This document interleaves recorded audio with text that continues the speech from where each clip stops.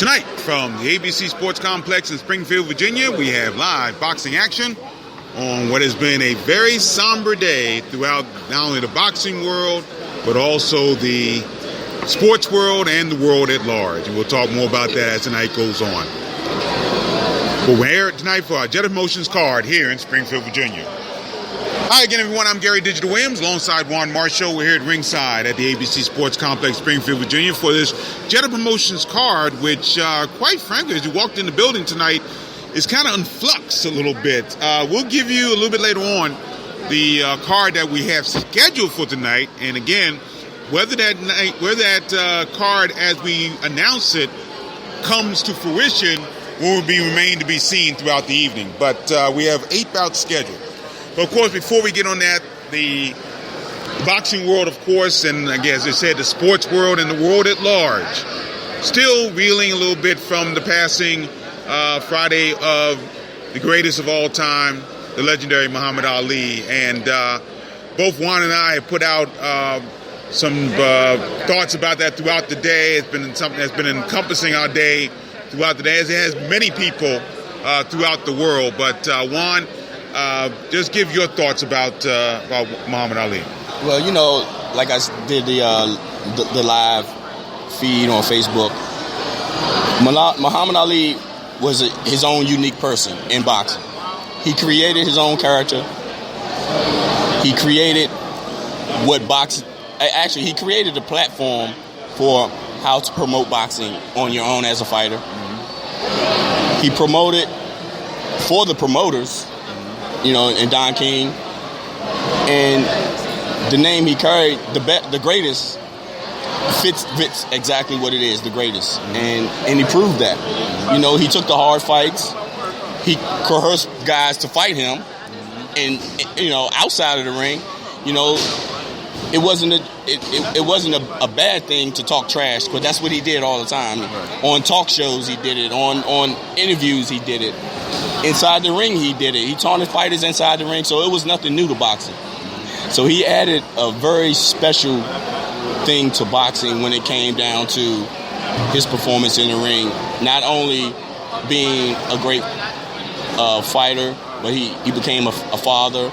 You know, he became a great person to actually write about. Mm-hmm. He gave great stories to people to write about. He gave great stories for movies, you know, autobiographers who like to write things. And it's not just about the sport itself, what he did in the sport. It was what he did outside of the sport. Mm-hmm. And that's what I miss most about him. And I'm pretty sure it's going to be a lot of stories that people haven't seen and will get the opportunity to see within the next few days, probably for the rest of this month. No question about that, Juan. I mean, Muhammad Ali is one of the few people, definitely in the sports world, I think one of the few people in the world where you can do documentaries on different events in his career. There's a documentary, a great documentary, One Nation Divisible, about the first Ali Frazier fight. There's When We Were Kings, which is about the Ali Foreman fight. And there are a couple others that are just on certain events in Muhammad Ali's life and career that are wonderful. For me, as I've said before, and as I like to do often, bring things closer to home. I mean, everybody, I won't say everybody, but unless you've been living in the cave, you know the story, and definitely you know by now the overall story, what Muhammad Ali was as a boxer, as a man, as a humanitarian, all of that. But for me, bringing it close to this area, the Beltway area, and what he meant, brings and adds a meaning to what's going on, okay? For example, when I first talk about Muhammad Ali, I go back to April 30th of 1976, and especially May 16th, 1977. Those are the 2 dates when Muhammad Ali fought in the Beltway area, fought both bouts at the old Capitol Center in Largo, Maryland. He fought 15-round title bouts against Jimmy Young. That was one on April 30th. And the one I got a chance to see on May 16th, 1977, when he fought Alfredo Evangelista. Now, you got to understand about that situation. Those bouts did not take place on a Saturday. At least I know for a fact the Ali Evangelista fight took place on a Monday, and I know that because obviously it's written that way, but I got picked up from school by my father and surprised by him taking me to the Cap Center that night to watch that fight. So I did no homework that night. I was 13 years old, did no homework that night, and it was a remarkable time to actually see someone who was definitely well past his career. We knew that, but again, to see him in his prime, and not his prime, but to see him in the flesh, so to speak, that was an amazing night. Okay? So that's one night. The next night was in 1995, October 11th, 1995. It was fight night at the Washington Hilton, my very first fight night. For those who don't know what fight night is the annual Fight for Children charity boxing card that takes place at the Washington Hilton Hotel here in D.C. every year. It still happens this day, but it's been changed radically over the years. And primarily because a lot of legends that they have honored over the years are no longer with us. But in 1995, a lot of them were still here. And when I'm talking legends, I'm talking about legends that my father saw. People like Carmen Basilio, Joe Frazier, Jake LaMotta, Kid Gavilan, Willie Pep, Sandy Sadler, Ingemar Johansson, Floyd Patterson. And I got to meet a lot of these people and got a chance to interview a lot of them. Ali, of course, by that time, the Parkinson's had taken over. He was not speaking, but he was there. Doing a book signing for a book of photos that his photographer Howard Bingham had put together, and he was there in the flesh, and we had a chance to talk about that situation, talk to him, and to see him in the flesh. And I'll never forget Michael Buffer as he introduced each legend to come down to the ring. And he was the ring announcer, has been the ring announcer since the inception of Fight Night. And then he said, and then there was another. And they went through the whole career of Muhammad Ali on the video screens, and they brought him down the ringside, brought him down to the ring. Place went berserk with the Ali chants, and it was one of the great moments that I can remember in my entire life, involved with boxing or anything else, as a matter of fact. Then, of course, the last time I saw him, he had made numerous trips in D.C. Of course, he got the Presidential Medal of Freedom from President Bush during that time frame. But the last time I remember seeing him in person was on the night that led to the formation of this blog. And that was the night Mike Tyson's final bout. Of course, Muhammad Ali's daughter, Layla Ali, was on that card. And Muhammad Ali was there to support his daughter. So those are the moments that I connect with the Beltway when it comes to Muhammad Ali. But there are almost innumerable moments that people have had around the world that have been touched by Muhammad Ali, and that's a measure of the man, to say the very least. And I'm glad you just mentioned that around the world, because that's when you know you've made an impact. When something happens, and you can mention someone's name, and people around the world know who you are. Mm-hmm. Only it's very few out of millions or billions of people in the world. It's only a few that can happen for. You know, you can say Michael Jordan. Everybody in the world knows who Michael Jordan is. Say Michael Jackson. Everybody knows who Michael Jackson is. You know, you can mention President Barack Obama. Everybody knows who he is. And Muhammad Ali, not just in the sport of boxing, but what he did in boxing, where it all started for him. But he was able to take that and elevate it to a whole different level. Right. And that's what he did. And that's the key, because the difference with Muhammad Ali was he's known for, yes, his boxing, but he's also known for his humanitarian work. He's known for helping, meeting Saddam Hussein and getting hostages released. That's what he's known for. He's known for so many things that have transcended the world of boxing. And that's what many people around the world will remember him for. So as you said, it's a celebration, no question, because we definitely should celebrate his life. And as Juan said, a lot of his life will be told for the months and years to come, because he deserves exactly that. So tonight's broadcast, of course, dedicated to the memory of Muhammad Ali. And, of course, we've sent out our best wishes and our prayers to Layla Ali, who I had a chance to know and get to know a little bit, and the rest of the Ali family. Just a first-class human being and someone that we will never, ever forget. No question about that. So our condolences to the Ali family and, of course, to the world at large. So now we come back here to the ABC Sports Complex in Springfield, Virginia, where, as we said, we have a card kind of in flux. From what we've been told, a number of boxers are late, and some have not shown up. But we're going to give you the card as we had it going into tonight, and we'll see what happens as we get started. And again, we have no idea when we're going to get started. Let's put it that way also. One of the feature bouts on the card, of course, features Jerome Quigley, GQ Quigley out of Gatesburg, Maryland.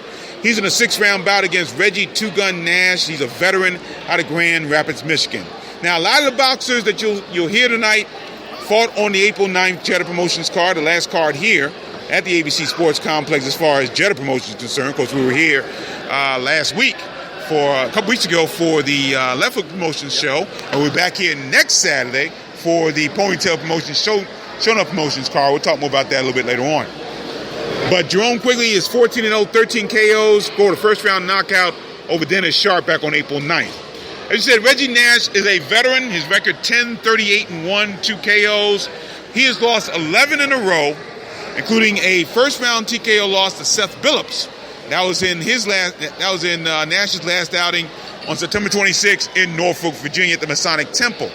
Nash has already lost to Beltway boxers Todd Wilson, as well as Dusty Hernandez Harrison during that 11-bout losing streak. So we'll see what Quigley does in that situation against Reggie Nash. Devontae Speed Rawls back in action. He will be in a 6-round bout taking on David Perez of Pittsburgh, Pennsylvania.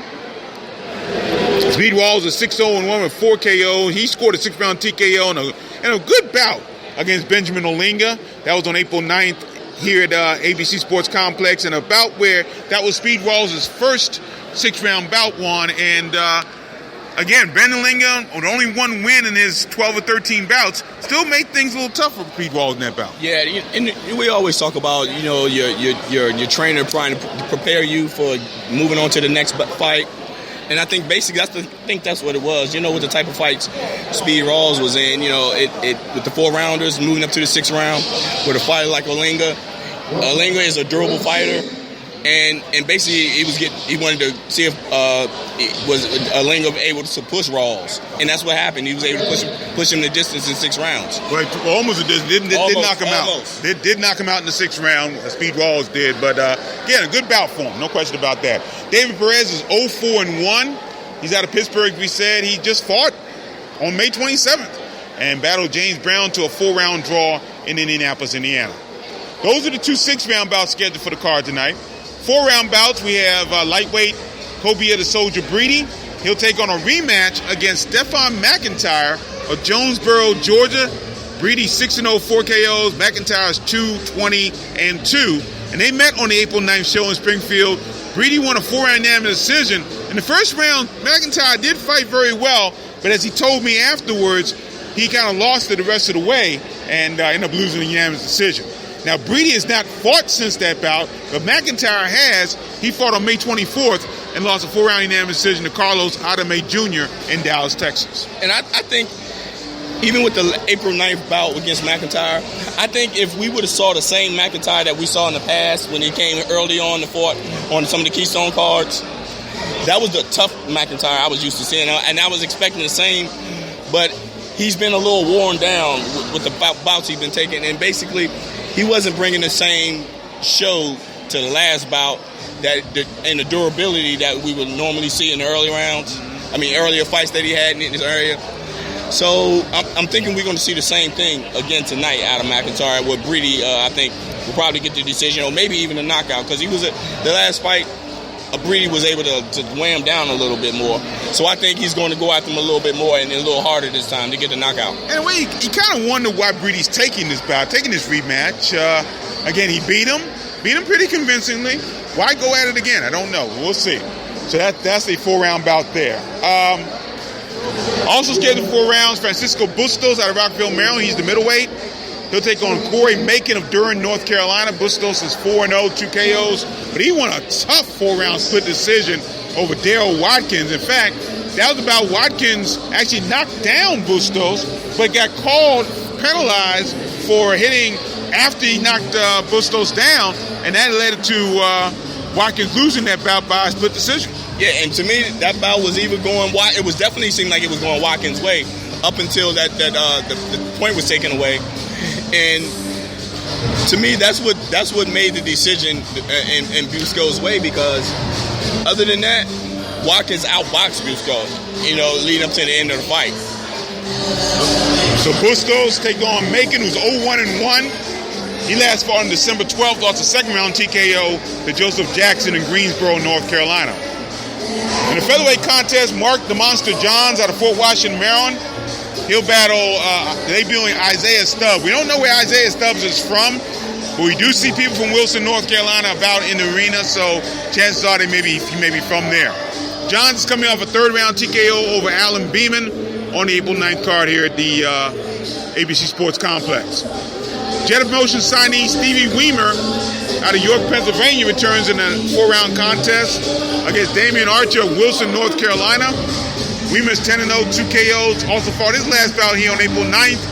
Won a 4-round unanimous decision over Joseph Figueroa. Archer's not fought since June of 2015. He's 0-1, made that pro debut in Charlotte, North Carolina, and lost by first-round TKO to Courtney Blocker. Also scheduled on the card tonight, Philadelphia, Pennsylvania lightweight Joshua Jones facing debuting Raheem Cox. Again, we don't know where Cox is from. That's a 4-round bout. Jones is 1-0, 1 KO, made his pro debut on April 30th in St. George, Utah. He scored a 3rd-round TKO over Jason Thompson. And also Jesus Salcedo, York, Pennsylvania. He returns after a 4-year absence. Competes in a 4-round welterweight bout against Shane Gherkin, another veteran. He's out of Youngstown, Ohio. Excuse me. Salcedo is 4-2-1, 1 KO. He has not fought since losing a 4-round majority decision. David Warren Huffman in December of 2012. That was in York, Pennsylvania. Gherkin is 5-40-2 with 4 KOs, looking to break an 18-bout losing streak. Gherkin last fought on October 16th, lost a 4-round unanimous decision to Eric Palmer, in Morgantown, West Virginia. So, for right now, that's the card. Whether or not that changes, we don't know. We hope to get underway very shortly. I'd like to remind you, we're brought to you in part by Real-Time Pain Relief. Rub it on, the pain is gone in real time. Visit www.stopachesandpains.com for more information. Now, we had a couple boxers on the road this weekend. This past Friday night in Hollywood, Florida, Devontae Davis out of Baltimore knocked out Mario Huracan Macias Roscoe at the Seminole Hotel, Hard Rock Hotel and Casino. Knocked him out in 41 seconds of the first round with a punch that stunned. It was a right hand around the ear, and it stunned him. And he gave a delayed reaction and dropped Roscoe and went on to win the bout 41 seconds. So, Devontae Davis now 16-0, 15 KOs. Roscoe falls to 28-19 with 14 KOs. Now, coming up tonight, as we are recording this, later on this evening, 11 o'clock on the East Coast, David Dede Grayton is taking on Brian Goodfellow Perella. Both guys weighed in 146 pounds. That bout is taking place at the Bell Center in Montreal, Quebec, Canada, and a co-feature bout there. So Grayton undefeated, looking to get a big win here against Brian Perella. Should be very interesting to see what happens tonight. Yeah, that's gonna be a battle of the undefeated fighters, and Grayton, I think, is at that point right now where he's had fights like this. No more fights under 8 rounds, and this is his first 10-rounder, I think it is. Yeah, first 10 round. Both guys, and on the primary network, ESPN is known for the Friday night fights, but since Premier boxing champions have moved those guys to fight on a selective level with ESPN for certain bouts, and this bout would be in Canada. Grayton, fighting out is actually out of the country for him. And let's see how excited he'll be. Will his excitement overpower his talent as a fighter, or will he be able to maintain that and perform like he wants to perform? We'll see what happens. Hopefully we'll hear what happens before we go off the air tonight and find out what's going on between David Grayton and Brian Perella. And it could be that David Grayton may not be the only boxer from the Beltway headed to Canada this year. Possibility, and we don't know exactly where it's going to be, but a possibility that our very own Thomas Top Dog Williams Jr. will be on a card and actually going after the WBC Light Heavyweight Championship, challenging Adonis Stevenson. The date is July 16th. They're saying right now the bout's going to be in Quebec. We don't know offhand, but it looks like he may be going into the backyard of Adonis Stevenson. And this is at that moment where you say styles make fights. We have two totally different style fighters going in, where Stevenson is more of a boxer puncher, and Thomas is more of a puncher. And what he does, he sets up his punches or goes in for the kill. And if he can't get the kill, he'll set you up with boxing to send that punch to get the kill like he did with Rodriguez. Yeah. We'll see what happened. Of course, the Edwin Rodriguez bout led to the title bout. It's a voluntary defense for Adonis Stevenson, but this was kind of set up that way for this bout to take place. So we'll see. Should be a lot of fun. Also, we got to say Marquise Moore won a bout. He's out of Fort Washington, Maryland, actually fighting now out of Colorado Springs, Colorado, but originally from Fort Washington, Maryland. And he won a TKO in Queens, New York last night. And should be interesting to see what happens in his career. He's now 2-0 with 2 KOs. Meanwhile, one week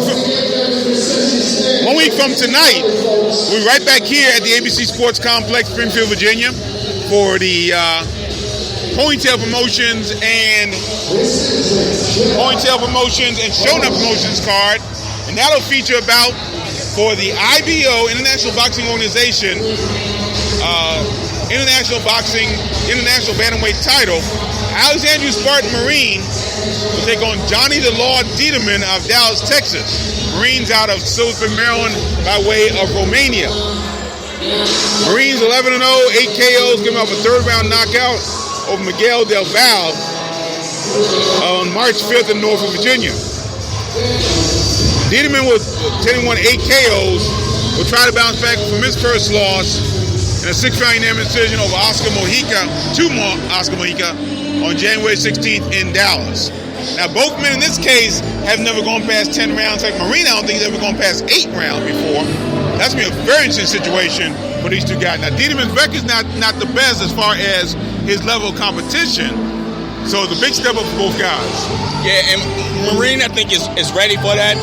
He gave us something to talk about in the Beltway boxing area, but to me, it seemed like he was that quiet fighter that gave just enough to keep himself active. And this is going to be the biggest time for him to fight for this IBO title, which I'm pretty sure that he's hungry for, to actually make this his moment to actually turn the corner for himself. Right, no question about it. Other bouts on the card. Now, actually, Eric El Torito Hernandez out of Leesburg, Virginia is on the card. He was originally supposed to take on Terrence T. Brick Roy out of Covington, Tennessee. Not the one we heard here at the ABC Sports Complex last month. This one out of Covington, Tennessee. But I'm hearing that bout will not happen. Hernandez has another opponent, so we'll find out who that is and put it on the blogs a little bit later on. Eric Hernandez 7-0, 4 KOs. Last fought on that March 5th card in Norfolk, Virginia, at the Masai Temple, on a 5th round technical decision over Daryl Jones. Also on the card, Seth Killer B. Billups will take on Daryl Jones. Jacksonville, Florida. Billups 8-0, 6 KOs. Will go into 6 rounders for the first time in his career. He comes off a 4-round unanimous decision over Corey McCants on March 5th in Norfolk. Jones is 3-16-1, 1 KO. Has fought once since his loss to Hernandez. Lost by first round TKO to Boubacar Silla on April 23rd in New Cumberland, West Virginia.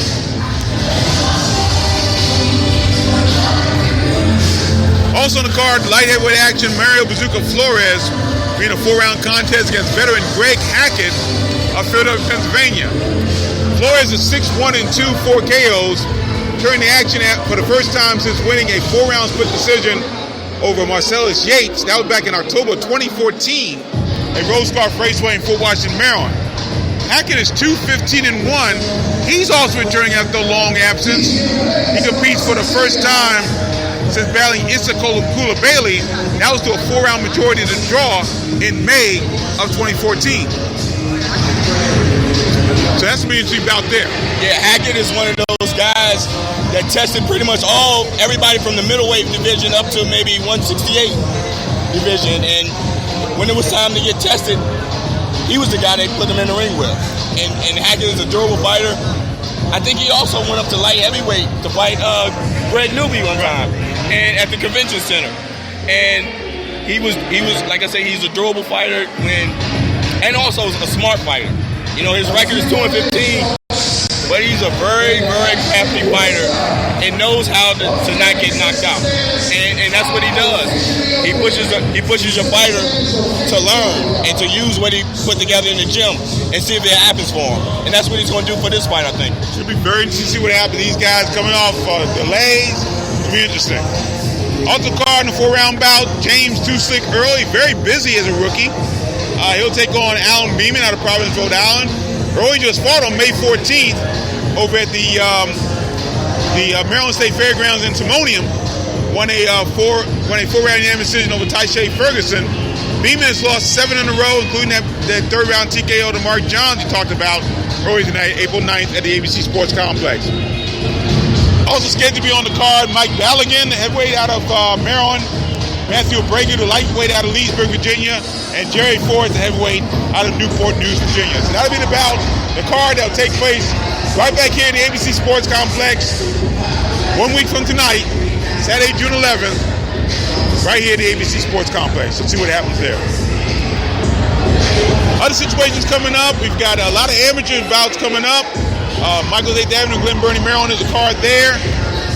For those about to rock, card Thursday, June 16th at Michael's 8th Avenue. Friday, June 17th, we're at Rosecroft Raceway in Fort Washington, Maryland for the PVA Junior Olympic Fight Night. Saturday, June 18th at the Last Round Boxing Club for the pre-Father's Day Fight Fest. We also got to remember that Gary Antoine Russell makes his next try at the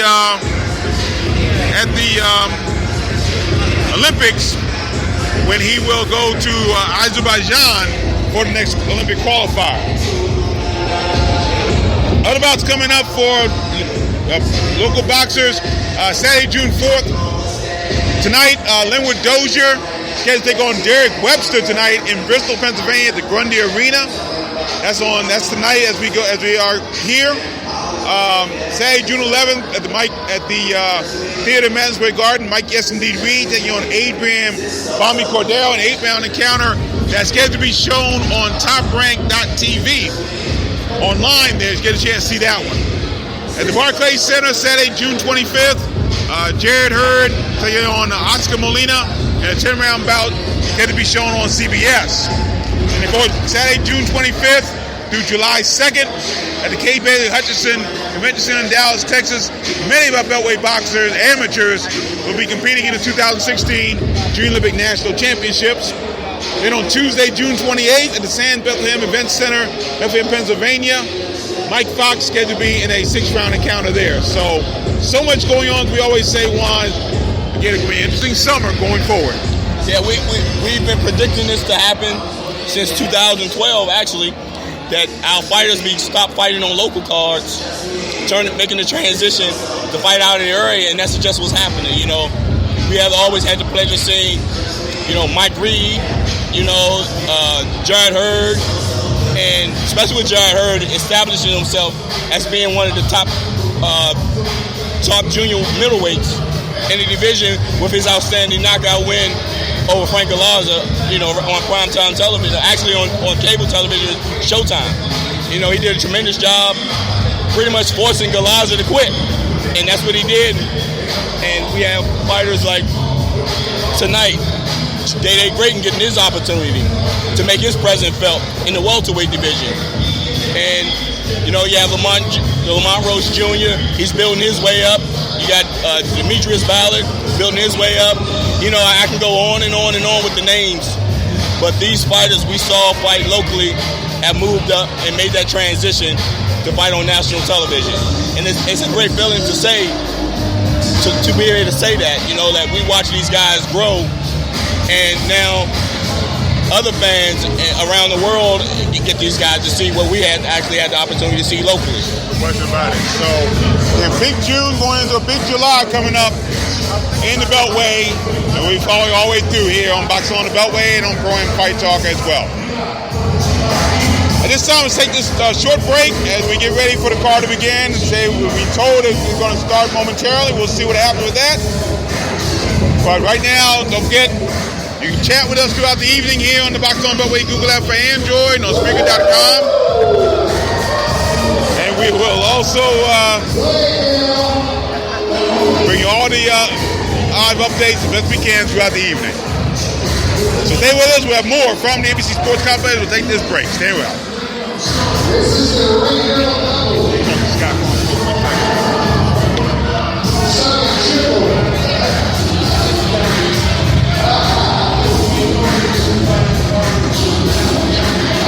This is the General Promotions now. We have understood radio show. This is officially up, guys. Oh, this one, sure I did. This, oh, wait a minute. We have on the party, DJ Blaze. Right.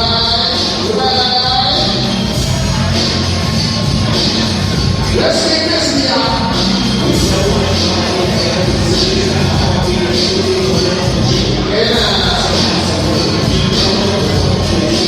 Every single day.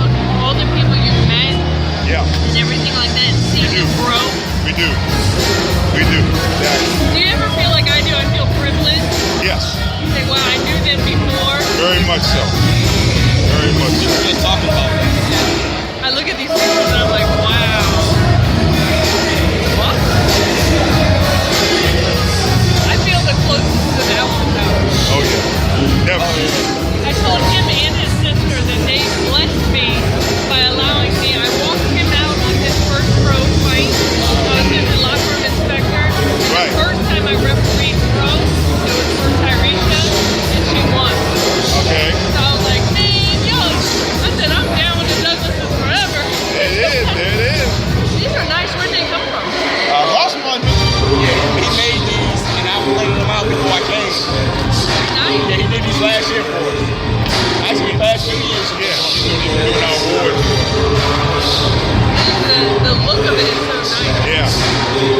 We're gonna start at like 8:45.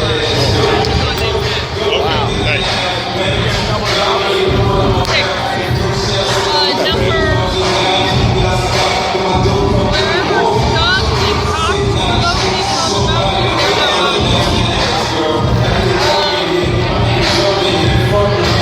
Let me see. See what I can find for you. Right back here at the ABC Sports Complex, Springfield, Virginia. Gary Digital Williams alongside Juan Marshall. And we're being told by Virginia officials that we're going to get underway in about 10 minutes. And, of course, throughout the day, throughout the evening, we will have your chat. If you want to bring your moments and your thoughts about Muhammad Ali, feel free to do so here as you chat here on the Box On Public Google app for Android and on Spreaker.com and iHeartRadio.com as well. Was a lot going on, and a lot has gone on. And so one thing I want to discuss with you, Juan, and I made a kind of a big comment about my last podcast. The loss Nick Kisner had against Lamont Capers over the past week. Before we get to that, we're getting a couple updates on the card. We're being told that Mark Johns' bout will not take place tonight, which is probably a good thing. Because we didn't know. It's ironic. The two guys that we didn't know anything about that they were going to face are the two guys that won't be fighting tonight. So Joshua Jones is bout against Raheem Cox. That bout is off. Markel Jones is bout against Isaiah Stubbs. That bout is off. So we're down to 6 bouts tonight on the card.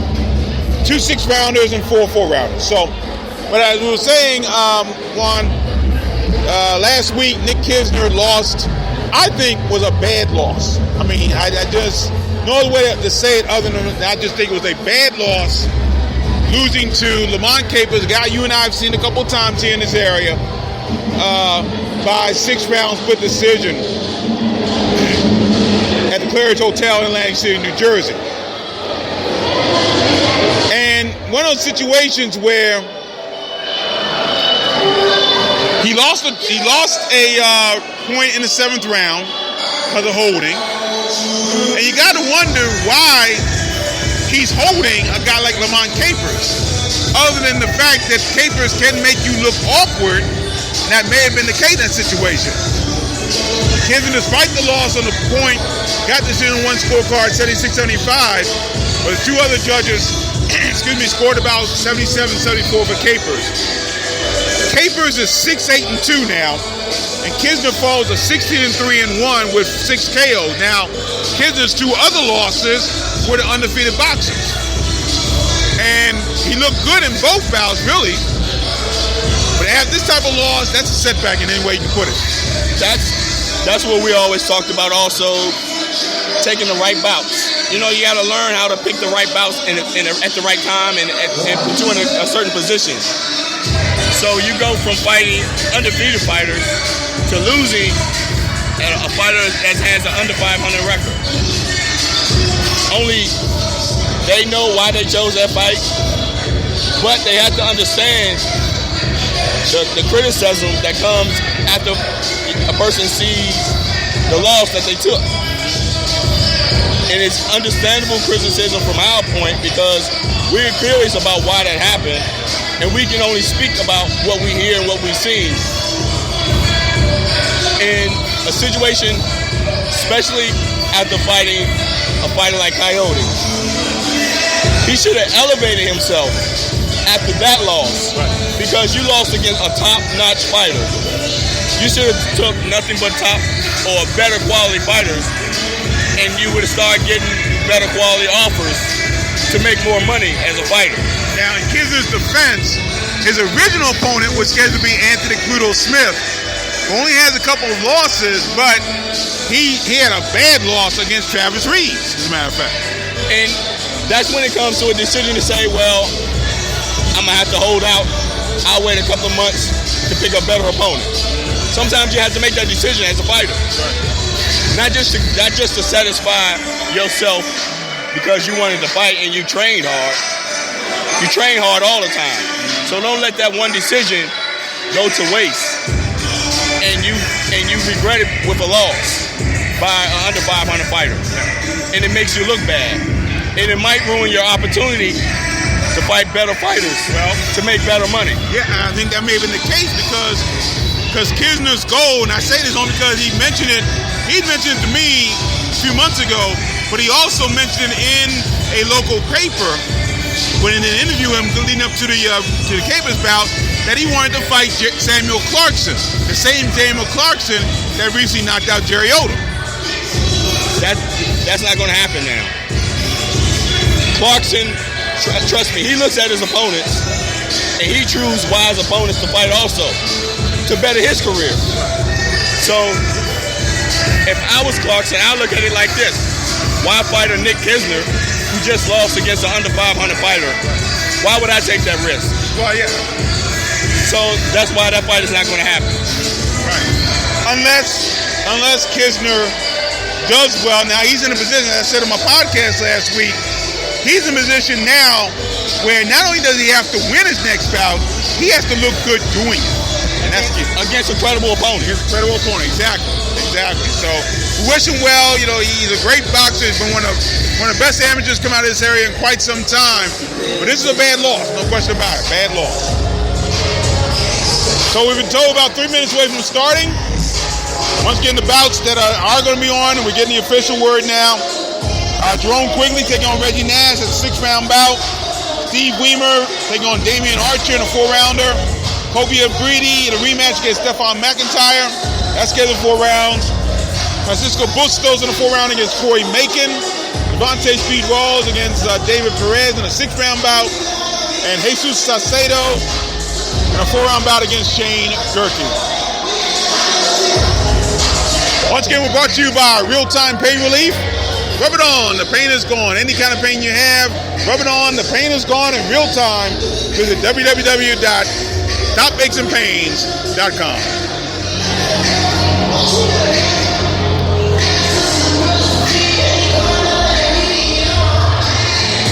So still waiting for our bouts to get underway in a sweltering ABC Sports Complex here tonight.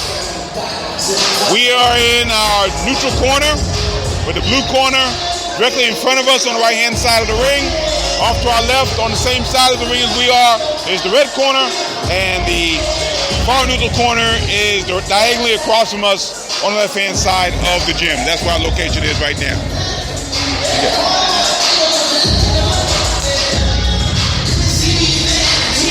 So tonight, the boxers should not have any problem getting a sweat on throughout this evening.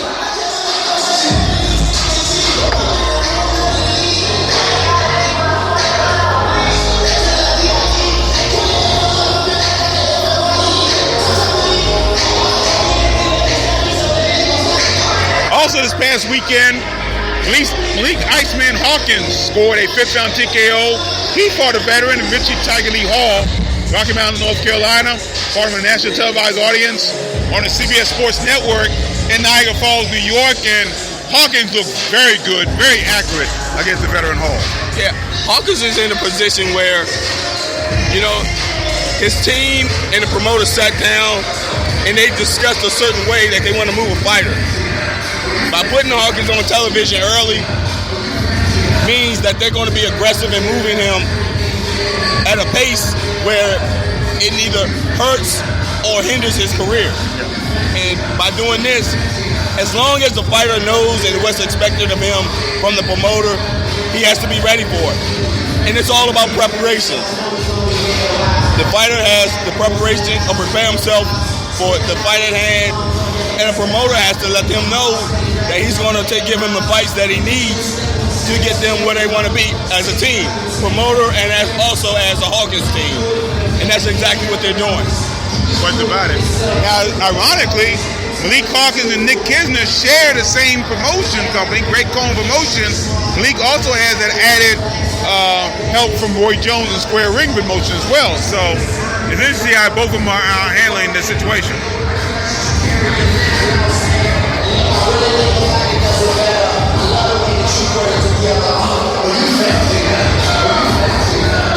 I think we're getting underway here. I see referee Alicia Daniels in the ring. And also Dave Holland giving a signal for things to get underway. So we're getting underway in just a moment. Here from the ABC Sports Complex, Springfield, Virginia. Ring announcer Antonio the Cuban Cigar Smoker returns. He's getting ready to get things started.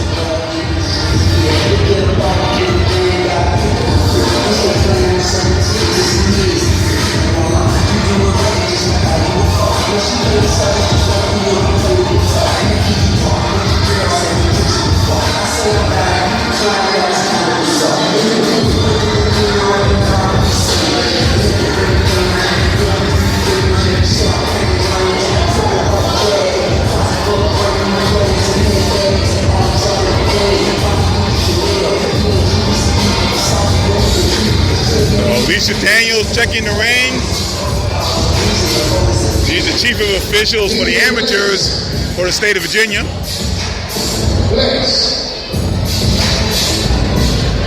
Alright, good evening, ladies and gentlemen.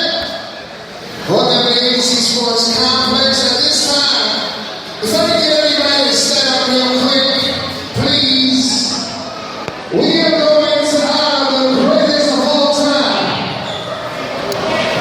In case you don't know, at the age of 74, the greatest of all time in boxing, Mr. Muhammad Ali passed away. So we want to honor him by giving him the 10-bell count. Thank you.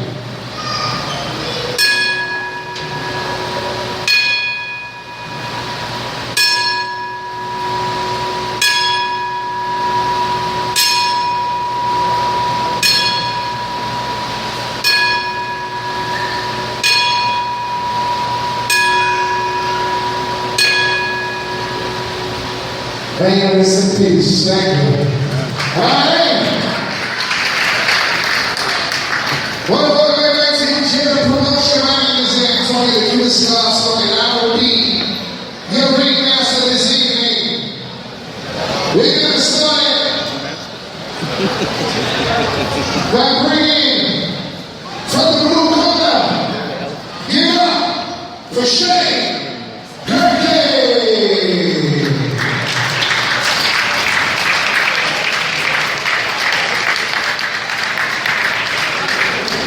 Shane Gerke coming to the ring, the veteran out of Youngstown, Ohio.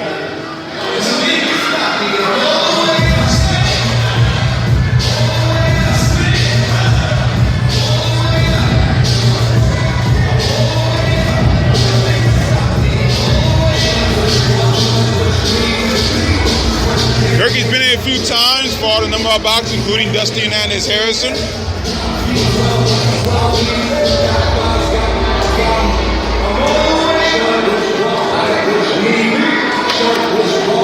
Now he'll take on Jesus Salcedo out of York, Pennsylvania. Out of the red corner, beautiful Jesus Salcedo.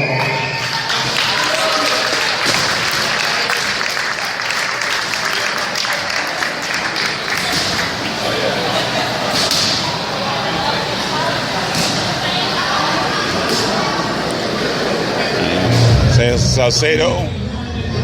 When people hear helping in the corner of Salcedo, I believe he'll be in the corner of Steve Weimer as well. His legendary trainer, formerly out of D.C., now living in York, Pennsylvania, that's Leonard Langley. He and I rode up and down the roads for many years in this area. One of the great trainers out of Washington, D.C. All right, here we go, ladies and gentlemen. He weighed in at 150 pounds.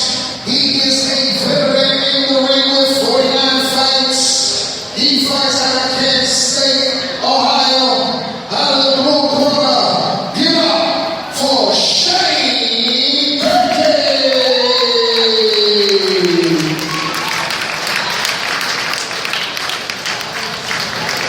Hey, fighting out of the ring corner, weighing at 145 pounds. His corner, Julio Alvarez.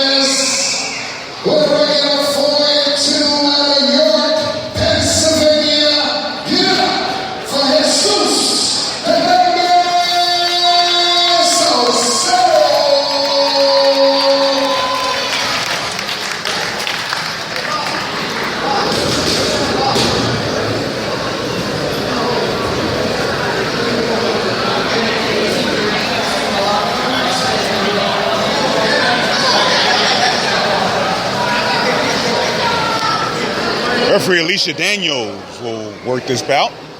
Alongside Juan Marshall, I'm Gary Digital Williams. Thanks for joining us and staying with us as we get ready for boxing action live from the ABC Sports Complex in Springfield, Virginia, on the Boxing Along the Beltway Google app for Android. Welcome our listeners also on Spreaker.com, iHeartRadio.com, and on YouTube. Here we go, round one. We're scheduled for 4.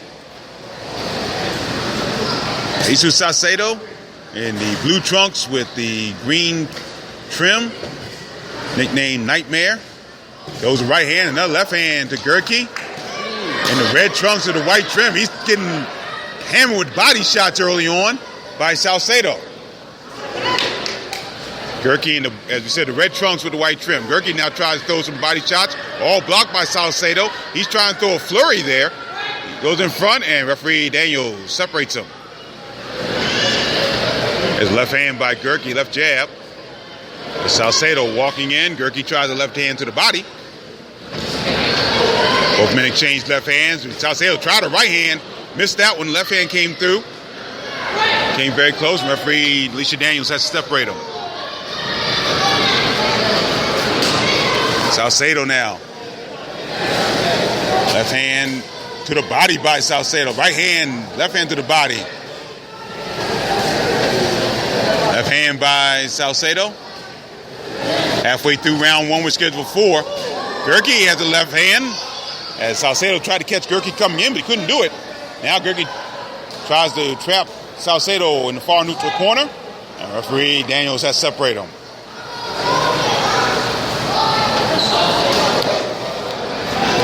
Gerke tries left hand, tries left hook.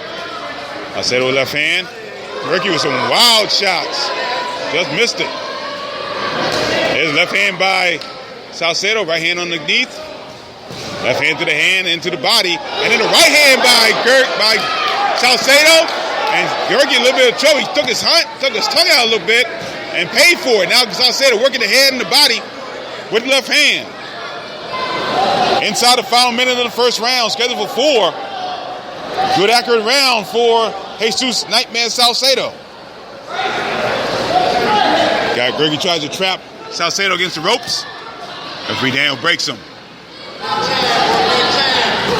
Right hand, left hand by another right hand to the body, and Gerke felt that one.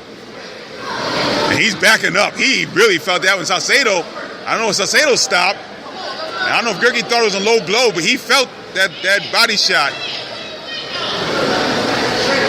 And into the final seconds of the first round, scheduled for 4. Gerke trying to throw right hands against the ropes. Now referee Daniels telling him to break. Warns Gerke for hitting on the break. And then Salcedo goes to work with another body shot. And down goes Gerke. He's back up as Daniels makes the count. Sends Salcedo to the neutral corner. Stop the count. Count go to 5. Daniels tells Gerke to come forward. He does so. Final seconds. First round. And that'll do it for the first round. But a first round knockdown with a body shot. It reminded me so much. I don't know if people saw the bouts from Florida. That brutal body shot that Caleb Plant landed in that bout last night was unbelievable. And that's what that reminded me of. Yeah, that's what happened. He threw out a right hand and then followed up with a left hook to the body, which landed perfectly. And Gerke actually, before that even happened, he looked like he wanted to do some trash talking. But Salcedo made him pay for that and landed a nice solid jab that actually got Gerke in trouble. Yeah. But Salcedo ended up hurting him in the last round, ended up putting him down in this previous round, the first round. We're watching the Gerke corner, which is right in front of us. In the blue corner, the opposite side of the ring on the right-hand side.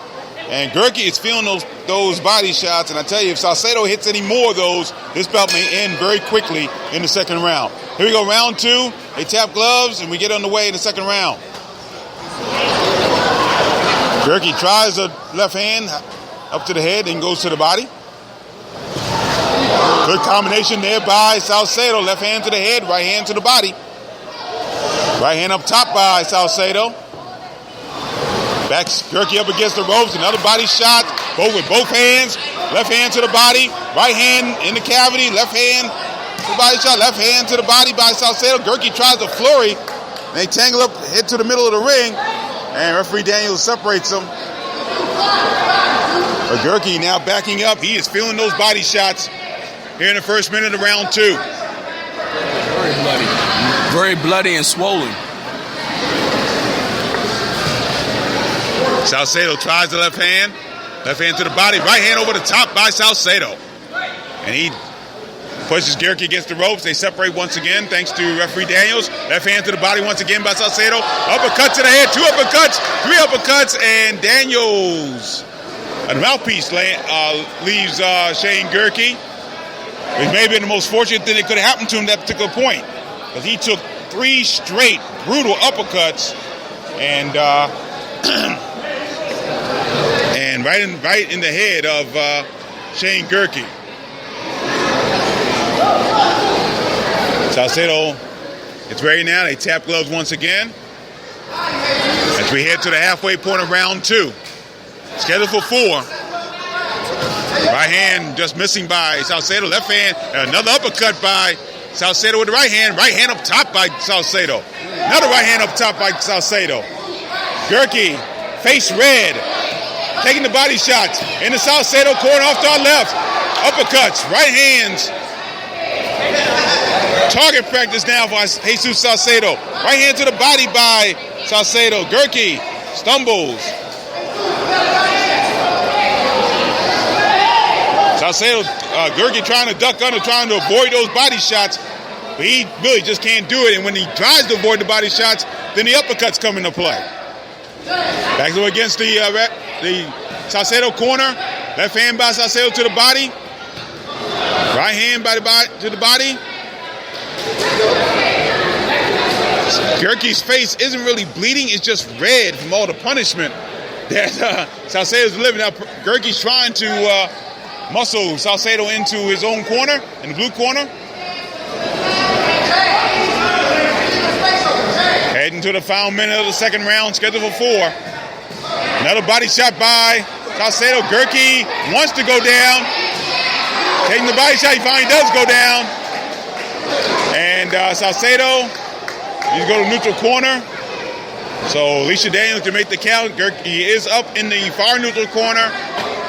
Final seconds of the second round. And Gerke's got a bloody nose. And I think the Gerke quarter, as the bell rings to end the second round, may want to think very seriously about not sending him out for the third round. Yeah, it's getting to the point where he's taking too much punishment and he's getting dominated. It's nothing he's doing to actually stay into this fight. That's why Salcedo is doing what he wants to do and able to land those hard shots through the high guard of Gerke. And like you said, maybe they want to once to stop, but it doesn't look like they're going that route. Because really, Salcedo is hitting Gerke with everything under the sun, pretty much. Everything is landing at this point.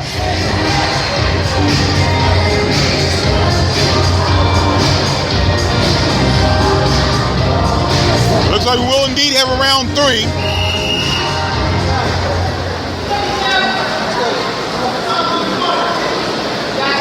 Doctor looking at the face of Shane Gerke over in the Gerke corner across from us. Round 3, Gerke comes out southpaw. Start the third round. I think he's definitely trying to protect those ribs.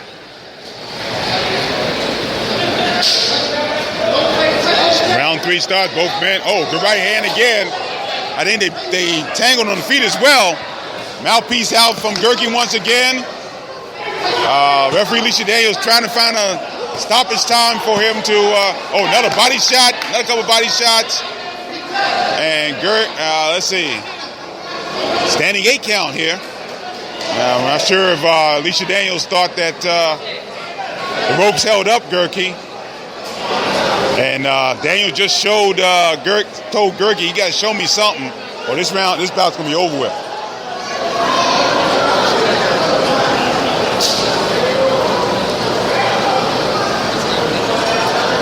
And the doctor looking at Gerke at ringside in the Gerke corner. His bloody nose, his face is red.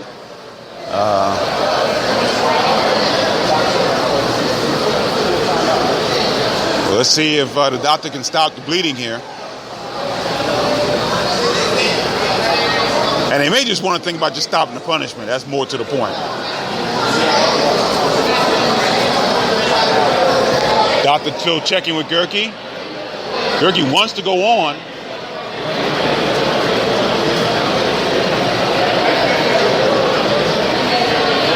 And the doctor will allow him to go on. But Daniels is already, referee Alicia Daniels has already told Gerke, got to show me something or this bout's going to end. Gerke back in conventional. The southpaw didn't work for him. Gerke now standing outside, gets caught with a brutal right hand. Couple right hands again, left hand. Down he goes, and Alicia Daniels will stop the bout.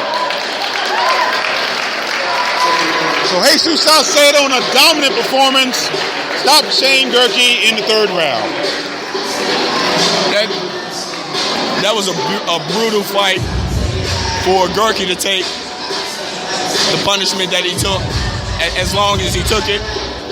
I think when the doctor came up, maybe it should have been stopped at that point. Actually, after the first round, I think it should have been stopped. It could have been stopped at any time. His corner shouldn't even let him come out because it was a massive amount of punishment.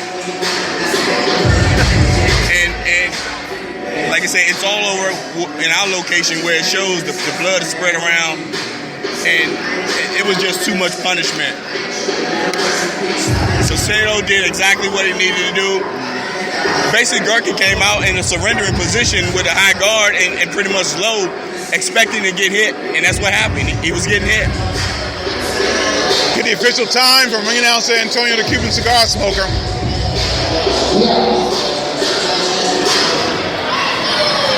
Ladies and gentlemen, the winner, 1 minute 4 seconds of the third round, by TKO, out of the red corner, Jesus Salcedo.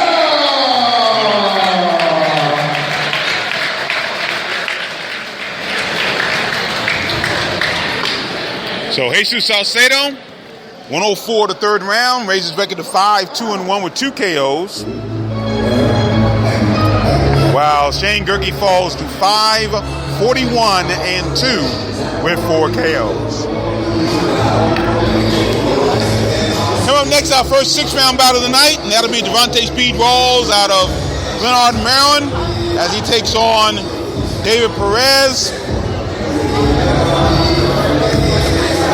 David Perez out of Pittsburgh, Pennsylvania. Devontae Rawls 6-0-1, 4 KOs. Fought last time right here at the ABC Sports Complex on April 9th. Scored a 6-round TKO over Benjamin Olinga. David Perez fought on May 27th, this past week. And he fought to a 4-round draw in his last bout.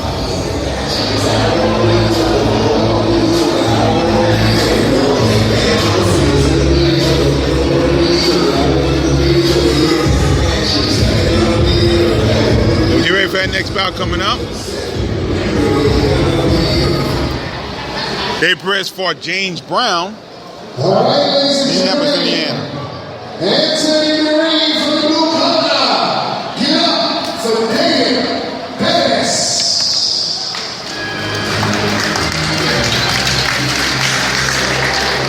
Listening to live broadcast, live coverage from the ABC Sports Complex in Springfield, Virginia, in the Jetta Promotions card. Gary Digital Williams alongside Juan Marshall here at ringside. Dave Perez coming to the ring, looking for his first win in his career.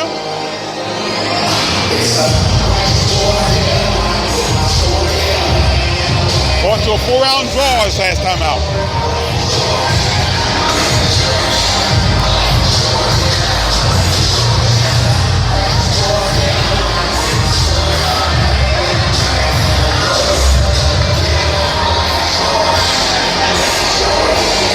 Here comes Devontae Speed Rawls, led to the ring by the legend. And coming in the ring for the red corner, In the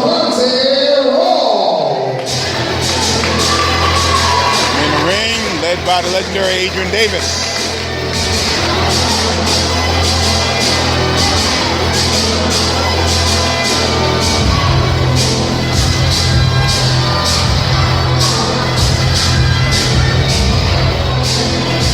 Once again, Antonio Cummings to Fighters, we're here tonight to see somebody get knocked the hell out. Fighting out of the blue corner, weighing 142 pounds. His manager's name is Stewie. He's from Pittsburgh, PA. With a record of 4-1. Give it up for David and Soldier.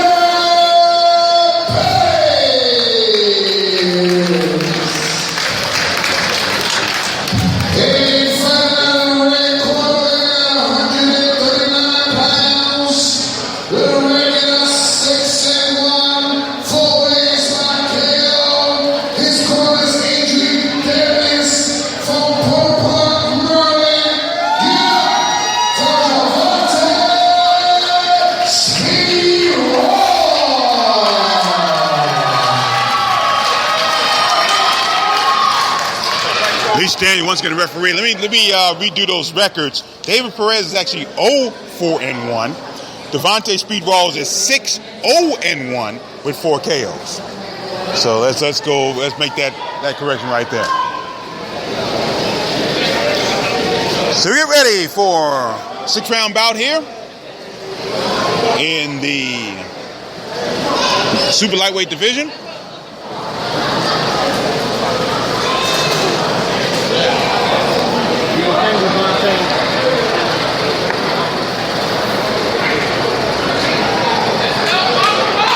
Here we go. Round 1, we are scheduled for 6. Devontae Speed rolls. Let's see the speed once again. Those hands have been a big portion of Speed Rawls' arsenal throughout his young pro career. Speed Rawls, the southpaw. This with the left hand. Perez lifts Speed Rawls. Referee Alicia Daniels got a warning about that. So Speed Rawls may already know what he's dealing with in this bout. This guy's still looking for his first win. Left hand tried by Perez. Speed Rawls, the southpaw, returns one in kind. Perez staying on the outside, trying to get some going here, and Perez tangle once again. So he's going to lift Speed Rawls up again. First minute, round 1, scheduled for 6. By the way, Perez has never gone 6 rounds. And Speed Rawls went 6 in his last bout against Ben Nolinga. Speed Rawls landed a couple good left hand and right hand. As Perez ducking and dodging, trying to get away from those shots. Perez moving to the right on the outside. Tries a combination. Left hand followed by right hand. Perez going to lead. Speed Rawls pushes him off. And they move toward the center of the ring.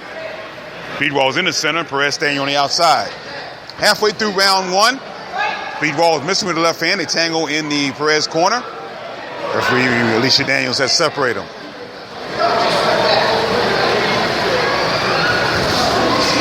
Right hand up top by Speed Rawls. Perez tries the right hand, misses. And there was a headbutt. And Perez goes right down to the canvas. Speed Rawls walks to the neutral corner near our real-time pay relief location. And Perez is still down on his knees. And that bout will be over. So the question is now whether or not it'll be a technical decision or whether or not Speed Rawls will get the TKO situation. They had not finished 1 round, so we'll see.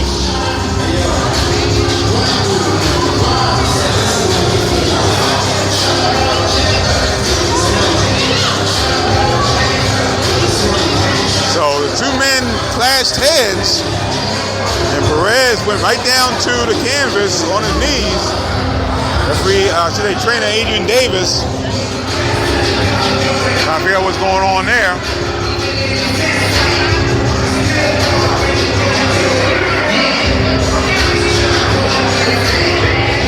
Alicia Daniels conferring with the head of the commission, David Holland.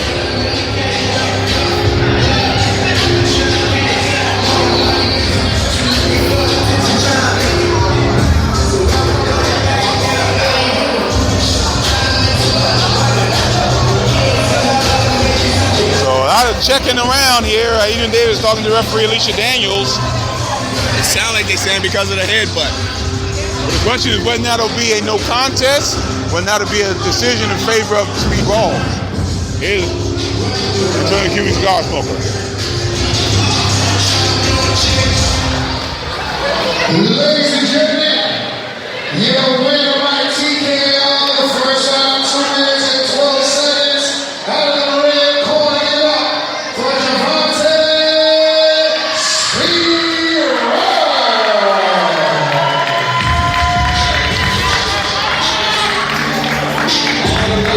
So they're saying it's a win for Javante Speed Rawls.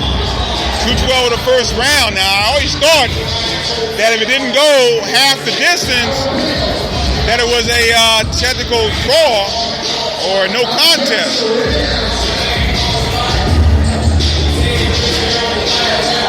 So the two butted heads.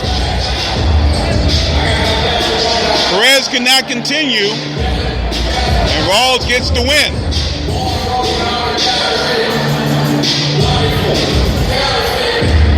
So as it stands right now, Javante Speed Rawls are now 7-0-1 with 5 KOs. David Perez 0-5-1. 212. About ended 212 of the first round.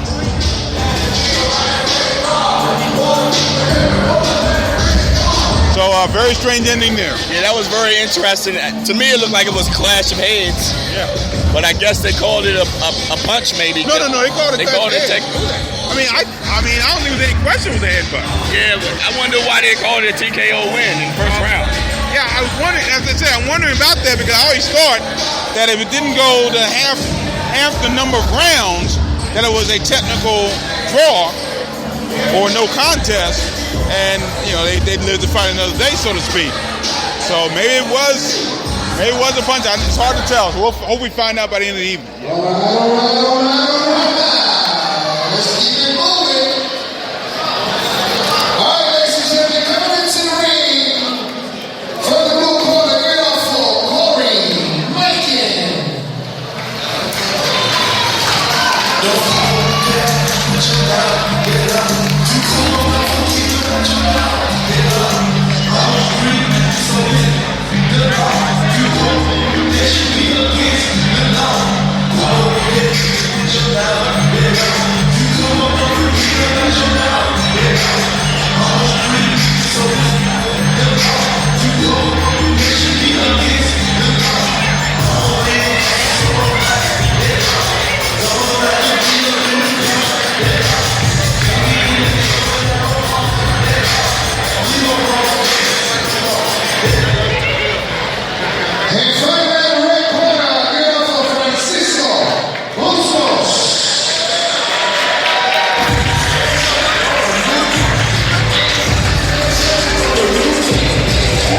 Francisco Bustos.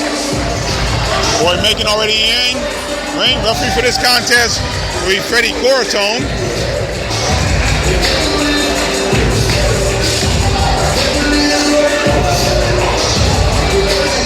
Bustos being led to the ring by Robert Crawford.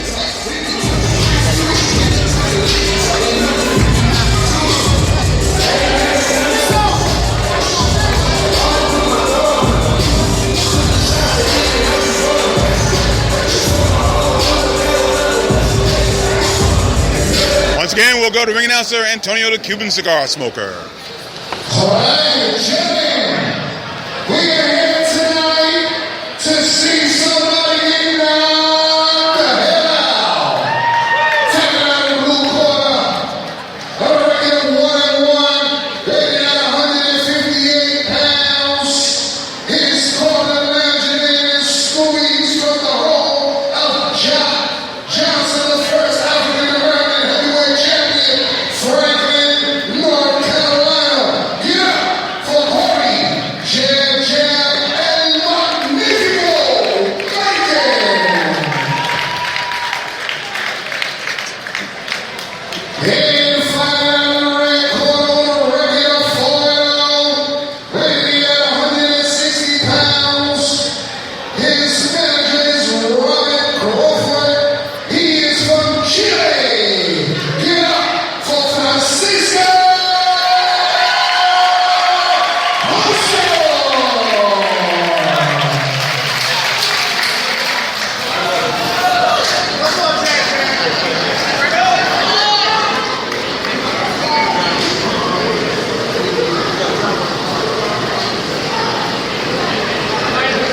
Referee Fred Cordertone.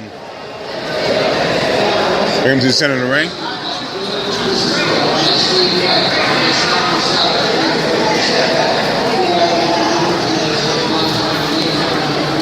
This bout scheduled for 4 rounds in the middleweight division. Alongside Warren Marshall, I'm Gary Digital Williams. Thanks for staying with us here from the ABC Sports Complex, Springfield, Virginia. Our Jetta Promotions card, the first of back-to-back cards we'll have here. Our second card here in the last 2 weeks. We're back here 1 week from tonight for the Ponytail Promotions card here in Springfield, Virginia. Ponytail Promotions and Show Enough Promotions. Here we go, round 1, scheduled for 4. Bustos Southpaw, both men in the red trunks with the, Bustos in the white trunks with the red trim, and Macon in the red trunks with the white trim.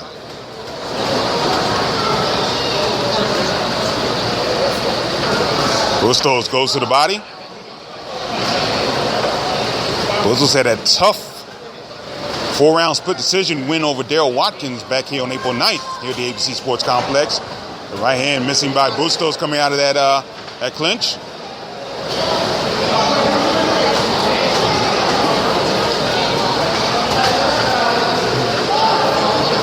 That goes right. Oh, great left hand by Bustos over the top.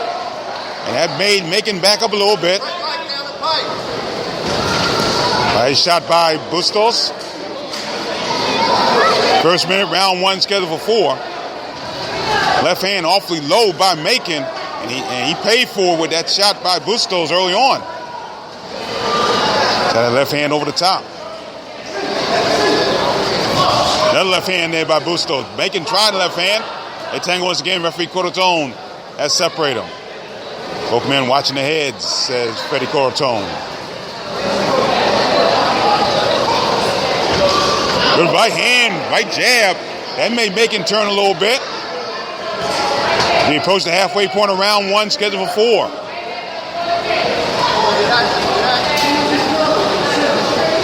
Goes with another right hand, another left hand. Macon stumble. And he's just throwing that left hand over that low left guard that Macon has. Macon caught Bustos' right hand there, but Bustos seemed to walk right through that one there. We head to the final minute of the first round. They clashed heads badly that time. I think both men kind of clashed heads there.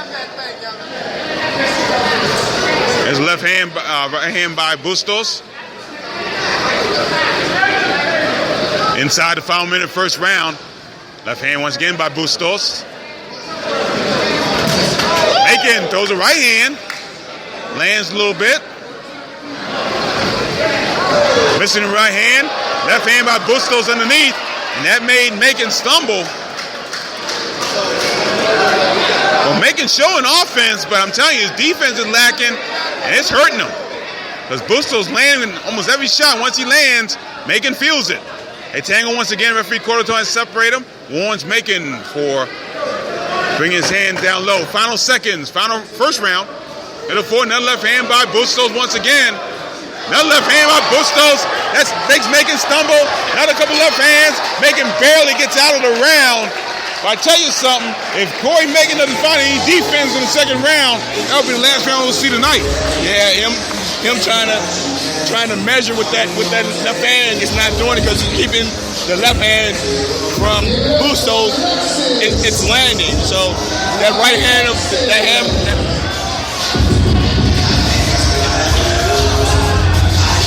The right hand of Macon is staying low, and Bustos is noticing that and that landing consistently with his left hand. So he got him in trouble. He got Macon in trouble for a while. Every time the left hand is landing, it's making Macon take 1, 2, 3 steps back. But as I said, if he doesn't find any defense sometime soon, this probably be over very quickly. We get ready for round 2, scheduled for 4. All Francisco Bustos in the first round. Bustos, the southpaw, originally from Chile, now fighting out of Rockville, Maryland. Bustos flicking out the right jab. Macon trying to do the same with the left jab. Another right hand, and they tripped But I think, Corto will not call a knockout. Good call by Freddie Corcoran. They did, their feet slipped. Their feet tripped each other, and Macon went down. So no knockdown there. Good call.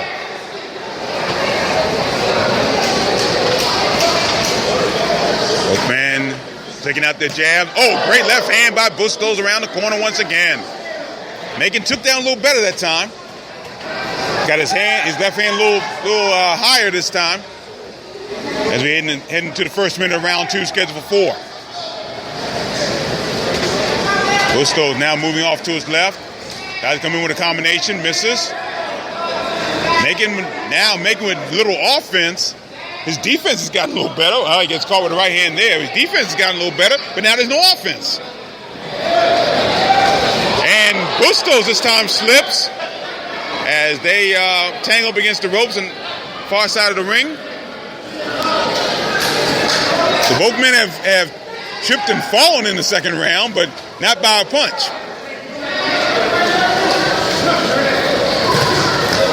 Macon with the right hand missing, and in the clinch, Bustos landed the left hand before referee Cortotone separated them. Halfway through round 2, scheduled for 4. Bustos trying to find that right hand. And that left hand starting to get low for Macon. Left hand missing by Bustos, trying to go for the chest. Bustos not doing much with his jab in this second round. And he caught Bustos, he caught with left hand. Everybody went down. Referee got tangled, he went down. Macon's in trouble, he's done. So Francisco Bustos with a stunning left hand. He gets the knockout here in round 2. And what a bizarre time that was. Bustos hit Macon, I should say. He stumbled. Cortone saw the stumbling and tried to get in and stop it. He tripped over Bustos. He fell down, and then Bustos, who didn't get the signal to stop, kept hitting Macon and knocked him down as well, and the bout was stopped. Yeah, that was very unfortunate that the referee fell down himself because he tripped over Bustos' feet. So he was able to had to come in a little late to stop the fight because he was on his way to call it. Yeah. So Francisco Bustos now 5-0 with 3 KOs. We'll get the official time ring announcer, Antonio Cuban cigar smoker.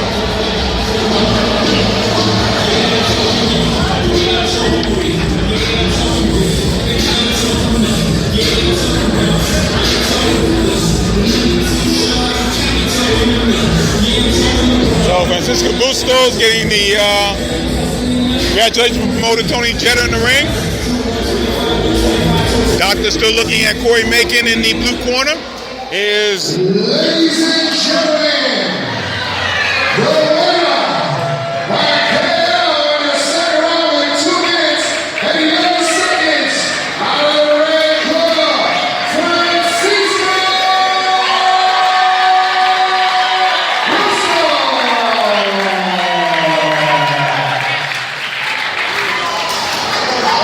the time of the knockout 2:11 of the second round.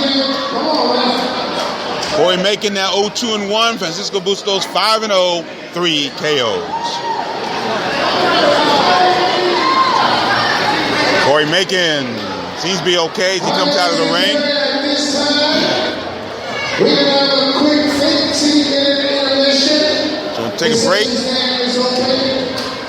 At this time,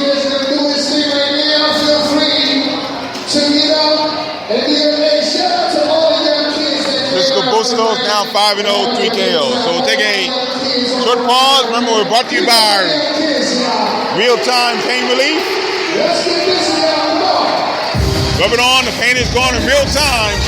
Visit www.stopachesandpains.com. Having more from the ABC Sports Complex, so stand by.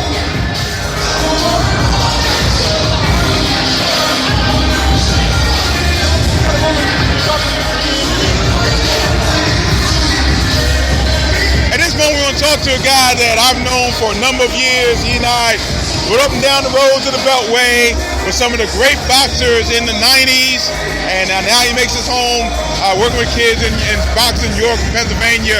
One of my favorite people in this business, one of the great trainers of all time in this area, Leonard Langley, joins us ringside. Leonard, good to see you again, my friend. Thanks a lot, man. I say you still doing your thing, man. No question about Best at it, man. I appreciate that. Thank you so much. You got a couple guys. We saw Jesus Saucedo earlier tonight, and we'll see Steve Weimer a little bit later on. Talk about these young guys. Well, they're young guys. They learning the trade. I'm coming to add defense. I'm trying to teach these guys defense, but they're young and they're strong. They're good fighters. So I'm looking for better things for both of them. No question about it. Saucedo with an outstanding knockout tonight over Shane Gerson. This Mexican. Let me tell you something. This guy can punch, and that's one thing that I realized when I started working with him. He can punch. He knocked guys out in the gym. This guy can punch, man, but he's still learning. So we got to take it slow, and then we get to a point where we can move him up. We're gonna move him up. No question about it. That's good. Go ahead, Mark. Can we officially say that you're back in the Beltway boxing scene? Yes, I miss it. Like he said, in the 90s, fighters like Darryl Corley, Reggie Green, great fighters, Corey Sanders, Ruben Ratman Bell, Corey Sanders, I said. We had some great fighters back in them days, and Keith Holmes and William Joppy. But this is a new generation, and a lot of different fighters. Well, how different? I'm going to ask you, how different? Well, the old time fighters had a little more heart. Like Darryl Corley, you had to kill him. He's gonna fight to the end. Keith Holmes, a guy that would fight to the end. And Reggie Green, he was a warrior. A warrior. Yeah. But these new fighters, I watched a few of these guys in DC, and what guy really impressed me is Lamont Peterson. Yes. He reminded me of the old fighters. Yeah. Hard. This guy fought everybody, and in my opinion, he beat Danny Garcia. Yep. We believe so. And with saying that, do you train the new age fighters differently than you train the other guys? Yes, I do. I try to teach them more how to move, how to the basics, because most of these kids don't have foundation. And once they learn the foundation, you can move them slow. But these are kids, and it's like Darryl and them live in Southeast. It's where you live at too. These kids been brought up. Mother and father have money. But they're not hungry enough. The kids like Simon Brown and all them guys, they were hungry, man. Ray Leonard was hungry, So it's a difference. No question about it. Leonard, it's always great to see you, and thanks for joining us. Pleasure with you, man. Always. Appreciate that. Thank you so much. Watch all the time, man. Oh, thank you so much. We had some good times. Yes, we did. We sure did. Folks, I tell you, back in the days of Boxing Spotlight and Friday Night at the Fieldhouse, I had so much fun just watching the boxes that Leonard had a group boxes called the Hardcore with Ruben Bell, Gary Rock Payne, Coach talk about Reggie Green, Darryl Coley, Lloyd Taylor, Purcell Miller, and we could go on and on all night. I'm telling you guys, we had some great fighters, and once again, Juan and I are watching a new generation that hopefully will come close to that generation one day. Well, I tell you, Stevie, if you watch Stevie tonight, he reminds me of Darryl Coley a little bit. Okay. He moves, he's slick. I'm working on his power, and he has heart. So, I think maybe another 4 or 5 fights we'll move him up. Okay, good enough. Let's get back to him, Leonard. Thank you so much. Appreciate it. I'll see y'all, man. All right. Always a pleasure, Leonard. Thank you so much. Oh, man. I tell you, those were the days. I tell you. Leonard Langley, of course, with his co-trainer at that time, both no longer with us, unfortunately, but Al Scott and Gardell McCann, great trainers and had some great boxers. And I'm glad we had this opportunity to talk to Leonard, because he can if fans don't know, he did an excellent explanation of the 90s fighters compared to the fighters at this age, where they were brought up different. You know, the fighters of this age didn't have to really earn a lot. Right. You know, they sit and say they had to earn it, but basically their parents earned it for them, basically, to get them what they had. And the age where he was training guys, those guys really did come from nothing.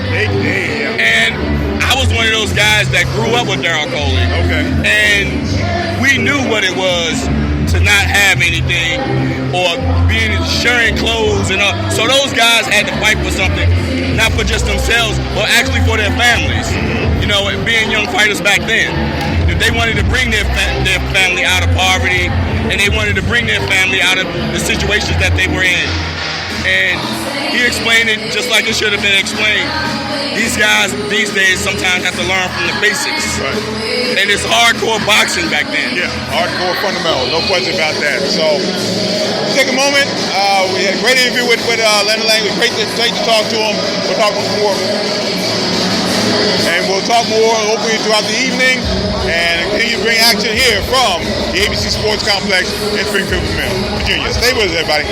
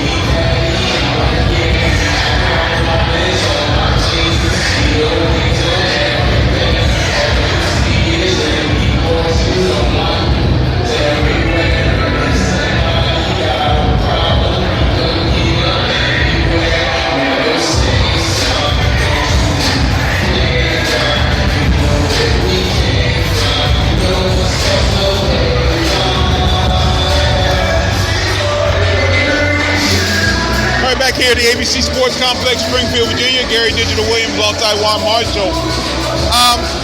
Earlier tonight we talked about the PBA All-Stars, actually the number of Tony Valley Association boxers that will be heading to the Junior Olympic Nationals June 25th through July the 2nd. Now, as we talked about earlier, we heard on the podcast, the Tony Valley Association of USA Boxing only basically allotted money for 12 boxers to go, but 21 are going, which is a great thing to happen.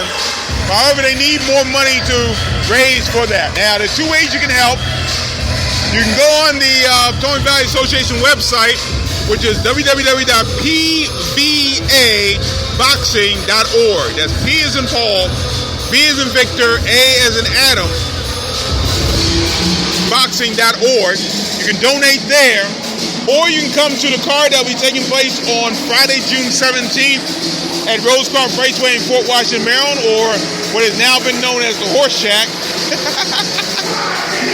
And there's a card there coming up, and they're raising money for that card, for boxers to go down to Dallas, Texas for this event. So that's Friday, June 17th at Rose Park Raceway in Fort Washington, Maryland. We're hearing Tariq Irby will be on that card. Hearing the return of Tierra Brown. Keyshawn Williams will be scheduled to be on that card as well. So all to support our Junior Olympic boxers as they head to Dallas, Texas, June 25th through July 2nd to the Kay Bailey Hutchinson Event Center in Dallas for the Junior Olympic Nationals. So once again, you can donate by going to www.pvaboxing.org, or you can join us on join the box on June 17th, Friday night. Yeah, June 26th, July 2nd. 3rd is a travel day back, I believe. But June 26th, July 2nd is when the Junior Olympic Nationals are. The way in the return of action here in the Beltway.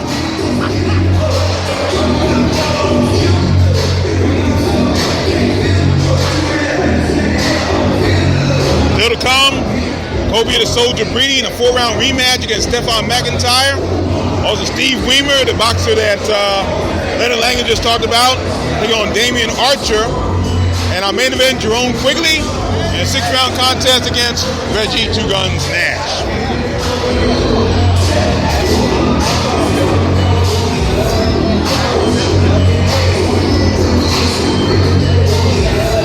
So we're still waiting for the bout to continue. Here comes the Cuban cigar smokers. We're getting ready to get underway in just a moment. Don't forget you can chat with us throughout the evening. You can chat about the action here tonight. Anything else going on in the Beltway? You want to give us your tribute to Muhammad Ali? Feel free to do that as well. Early night with that 10-bell salute, 10-bell count to the greatest early this evening. Start things off.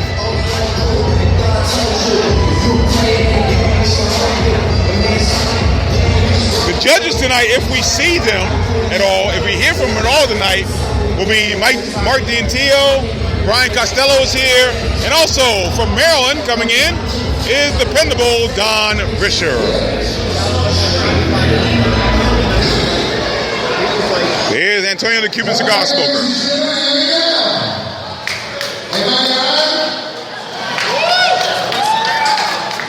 I just been informed that they're going to turn the AC at 45 minutes. 45. Tired. Woo! Tired. All right, ladies and gentlemen, coming to the ring in the blue corner. Give up for Stephon McIntyre.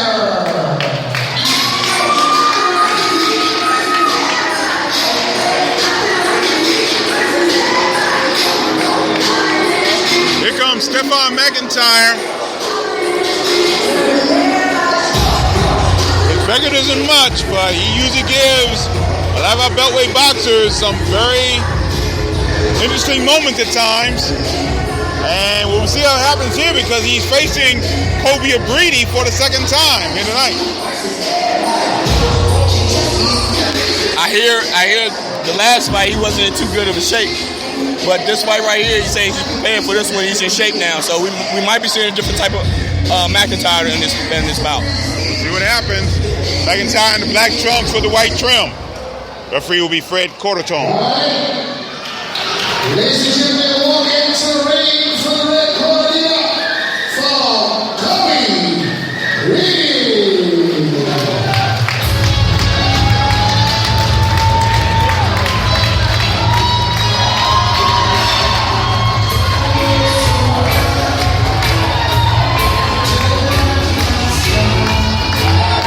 Kobe Reed led to the ring by a man who is made up to look like the older version of Hulk Hogan. And Breedy wearing the gas mask as he comes to ring. Originally from Bridgetown, Barbados.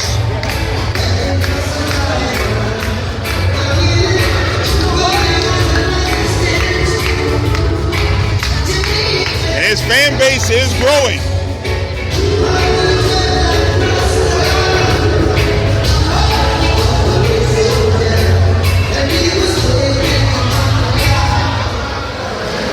Once again, Antonio the Cuban cigar smoker. Gentlemen, we are here tonight to see somebody get knocked the hell out. Fight out of the blue corner, weighing at 133 pounds from Atlanta, Georgia. Get up for Stefan McIntyre.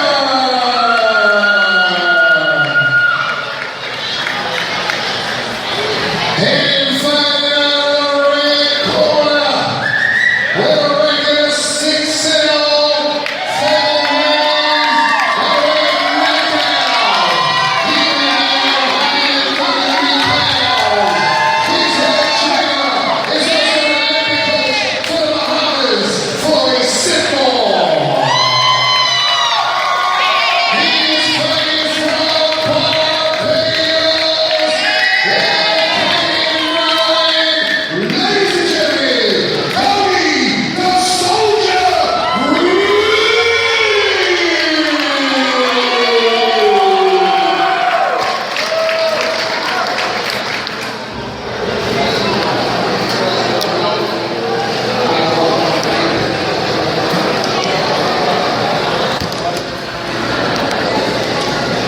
So Cobia, the Soldier Breedy, in a rematch against Stefan McIntyre.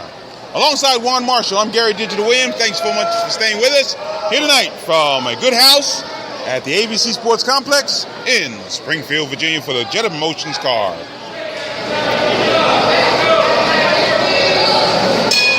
Round one, we're scheduled for 4. Both men coming out a lot more aggressive in this bout than they did in the first bout between the two. Both men missing left and right hands. McIntyre with a good left hand up top to Breedy. Start off things. He lands the first punch of the bout so far. Both men using quick hands. Good right hand by Breedy that time. Left hand missing by McIntyre. They tangle. Body shot by Breedy. Good uppercut, and McIntyre comes back and almost gets caught with a counter left hand from Kobe Breedy. Just avoided that. Breedy with a left hand. Right hand to the body by Breedy. Left hand. Actually guarding fast in this first minute of round one. Right hand to the body by Breedy. McIntyre moving to his right. Referee Fred Cortone separated him and warns Kobe Breedy for using the elbows. Kobe Breedy lands the left jab. McIntyre moves to his right. They trade left jabs. Kobe Breedy in the camouflage trunks, as he is Kobe the Soldier Breedy. Right hand over the top by Breedy. Breedy missed with an uppercut. Halfway through round one, we're scheduled for 4. Referee, they tangle once again. Referee courts on now. Good right hand by McIntyre. But Breedy comes right back. And a couple good shots with the right hand. Good combinations there. We're here to the final minute of the first round, scheduled for 4. There's left hand by Breedy. Right hand over the top by Breedy. Another right hand by Breedy. Breedy missing with the left hand. Right hand catches McIntyre coming in. Left hand, body shots. Left hand to the body, right hand to the body.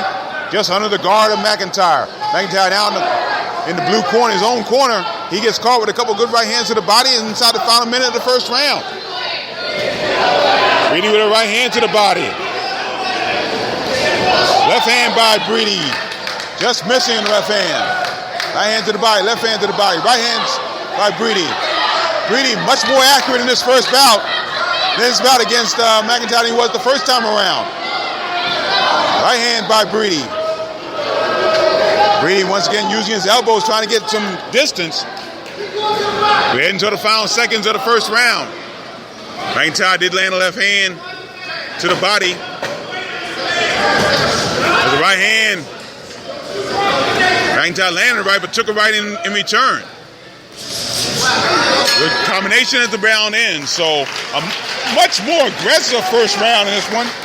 But Breedy looked not more accurate this time around. Yeah, Breedy was much active, landing the harder shots. McIntyre looked like he tried to just withstand to see what Breedy had. So I'm going to see how he comes out in the second round. But it looks like the Breedy punches were slowing McIntyre down a little bit, and they look like they were affecting McIntyre a little bit. So this second round comes up. I'm going to see how McIntyre responds to the power of Breedy.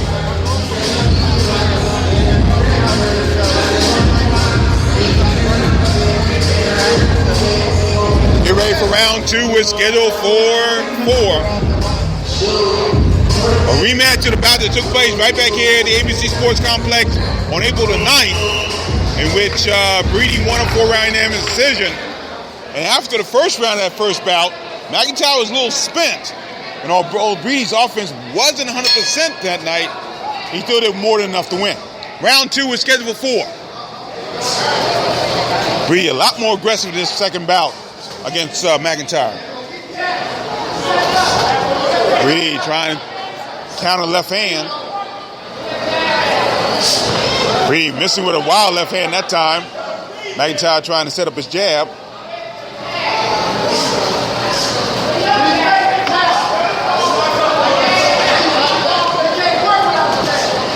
His left hand missing by McIntyre.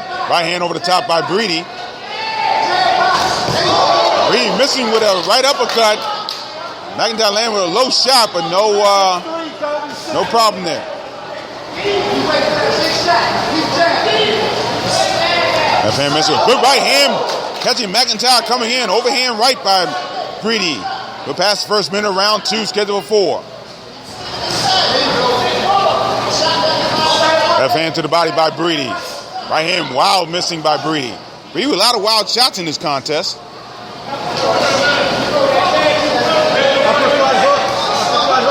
Halfway through round two, scheduled for 4. Breedy now going back to his jab, moving to his right. Breedy looking to land that left jab. Both men now posing, dodging, ducking, feinting. Breedy trying to catch McIntyre coming in. Good left hand by Breedy. Good combination, right hand to left. Another 4-points combination missing that time. Head to the final minute of the second round. Breedy now dancing, moving back to his left. Now moving off to the outside and on a far neutral corner. Making McIntyre miss. Both men feigning. Shucking their shoulders back and forth. Both men try left hands, missing. Left hand to the body by Breedy. Right hand to the back of McIntyre by Breedy. Breedy now backing up toward our real-time pain relief location. There's a right hand by Breedy as he moves to his left. Now dancing in front of his own corner off to our left, red corner. Left hand by Breedy. Breedy now dancing more in this second round. Breedy trying to have McIntyre chase him. Left hand to the body, right hand over the top by Breedy, missing. Breedy with a McIntyre with a 3-point combination, laying with left hand. The right hand by McIntyre. McIntyre with 24 bouts, no knockouts in his career. He's 220-2. Second round coming to the end. And a lot more movement by Brady. Not a whole lot of offense from Brady that time around. No, he's slowing down a little bit this round. I'm not sure what he's trying to do, but from the first round on, he looked like he was dominating. So I'm not sure what the break was early on in the bout, even though it's a 4-round bout. We just getting to the halfway point, and it seems like that's his corner told him to slow it down. Maybe he wants to finish strong in the last 2 rounds. So we'll see what that was all about. Please make sure your phone will never does not have the flash on. Thank you. In the ring, that's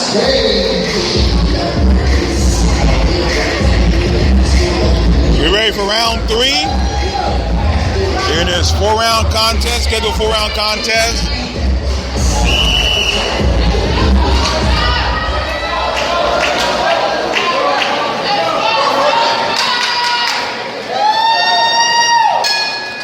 Here we go, round 3 was scheduled for 4. Brady comes out, throwing the left hand to the head. Right hand, now Brady, a lot less dancing. He's exchanging now with McIntyre. Right hand to the body, left hand to the head. McIntyre in close, phone booth situation right now. We start this 3rd round. Brady now coming forward, landing body shots, head shots. Left hand to the head, followed by combination to the body, and then with the right hand up top. Brady threw 4 quick punches to the body and then 1 right up top to the head of McIntyre. Brady trying to get the uppercut going. Right hand to the head by Brady.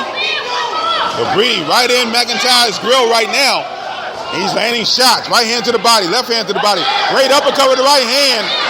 And that may make McIntyre stumble. Right hand to the head by Brady. Another right hand by Brady. Right hand to the... McIntyre tries with the left hand. Brady comes right back with a combination to the body. Rights and lefts going to the body, trying to set up those head shots. First minute, round 3, scheduled for 4. Brady, double left hand. Brady pushing McIntyre into his own corner, blue corner, opposite out, real-time pay-per-view location. Right hand over the top by Brady. McIntyre tries to fire back with a combination of the body, shows no effect. McIntyre with the right hand. Brady corner, telling their soldier to keep marching. Right hand uppercut by Brady. Right hand to the body by Brady. Left hand by Brady. McIntyre trying a combination. Right hand to the body. Left hand to the body. McIntyre sneaks in the left hand. Left hand to the body, right on the belt line by McIntyre. Brady seems to be walking through those shots, though. He lands a good right hand of his own. Right hand missing by Brady. Left hand to the body by Brady. Right hand to the body by Brady. Uppercut by McIntyre by Brady, just missing. We're into the final minute of the 3rd round. McIntyre spins Brady around, tries to throw right hand, just misses. Left hand missing by Brady. Right hand to the body misses. Right hand up top by Brady. That lands around the guard of McIntyre. McIntyre trying to keep that guard high. And now referee Fred Coratone warning McIntyre for landing low shots right on the belt line. Then another one looked belt line. Belt line, the trunks of Brady are underneath his top of his cup. It doesn't seem to matter, though, because Brady's landing shots. And this 3rd round comes in, and he ends the round with a nice uppercut. So Brady back to the offense, paying dividends. Yeah, Brady's definitely dominating the rounds. And McIntyre, he said he was in shape, but Brady looks like he's in better shape. He's ready, prepared for this fight. No real solid offense from McIntyre. Brady took a round off late in the 2nd, but picked it right back up in the 3rd.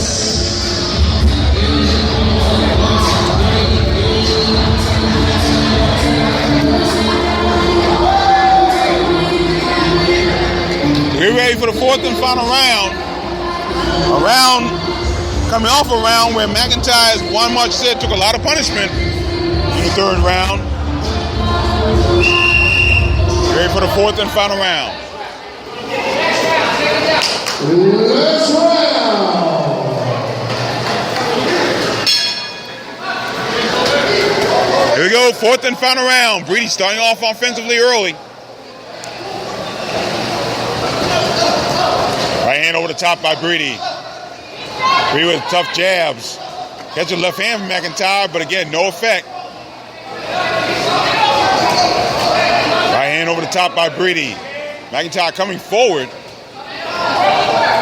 But again, very little offense. Body shots by Breedy missing. McIntyre tries the right hand to the body. Right hand, and McIntyre tries to pick things up in right hand. There's a right hand by McIntyre to the body. But Breedy walking right through the shots of Stephon McIntyre. McIntyre of Jonesboro, Georgia, 2-20-2 his record. Kobe Breedy undefeated. He's 6-0, 4 KOs. Right hand missing by Breedy. Right hand to the body by McIntyre. Again, Breedy showing good whiskers, good body.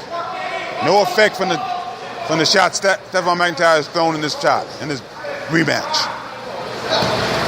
Left right hand to the body by Breedy. We approach the halfway point of the final round. Left hand by Breedy, glancing off the head of McIntyre. Left hand to the body by Breedy. Uppercut, Kobe. Uppercut. Tries the left hand. There's a missing right hand. Right hand missing by McIntyre. Right hand missing by Breedy as well. Breedy moves out to his left, to his right, I should say. Those are 5-punch combination. Most of them blocked by McIntyre. Right hand over the top by Breedy. McIntyre trying to throw punches. Good right hand, a left hand by Breedy, I should say. And that may have stunned McIntyre a little bit. Referee Fred Coratone has to break him up. One of the few times he's had to do that in this bout. Right hand to the body by Breedy. Inside the final minute of the final round. Right hand by Breedy. Throwing those left-right combinations. Breedy missing with an uppercut with the right hand. And right hand by Breedy. McIntyre trying to throw a left hand to the body. Throws no left hand to the body. Catches Breedy with a left hand to the head. But Breedy walks right through that one again. McIntyre with his high guard. Right hand missing uppercut. Left hand around the corner by Breedy. There's a right hand by Breedy. They tangle once again. The second stick away in this final round. Right hand by Breedy. Another right hand over the top by Breedy. That lands with a good bit of force. Right hand by Breedy. Chases McIntyre right now. Final seconds, final round. And it may be second verse, same as the first. This bout goes to a conclusion. And it'll be hard to see Breedy coming out to lose in that situation, because he pretty much dominated, especially the second half of the card. Yeah, he pretty much dominated this fight totally with his offense, even with the layoff of the, he got him a little rest period at the end of the second round. He came right back into it to finish the fight off strong. Stayed busy and active from the third round on. And it seemed like he could go 2 more rounds. If it was the 6th round, he can be able to make it through. So our first bout to go to distance tonight, we kind of figured this one would. Only because Stephon McIntyre is just very durable. He does take good shots. His offense, as usual, was not there all the way. And we kind of figured this one would go to the judges. Once again, the judges, Mark D'Antillo, Brian Costello, and Don Risher are judges.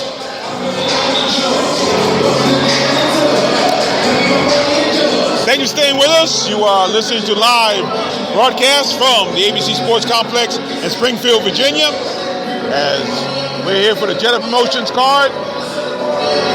And don't forget, 1 week from tonight, we'll be right back here at the ABC Sports Complex for the Ponytail Promotions, Shownup Promotions card, featuring the IBO International Bantamweight title bout between Alexander Marine and Johnny Dieterman, actually. Antonio's Cuban Cigar Smoker has those scores, and we go now to Antonio for the official decision. Ladies and gentlemen, let's give both sides a round of applause for a big fat call. Yeah, there you go. All 3 judges see the fight.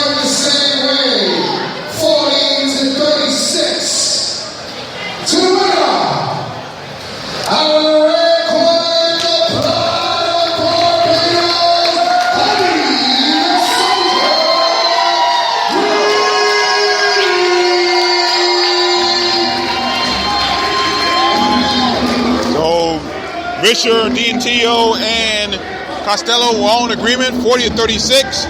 Kobe Breedy now 7-0. I'm sorry, 7-0, 4 KOs, and Stephon McIntyre now 2-21-2 in his career.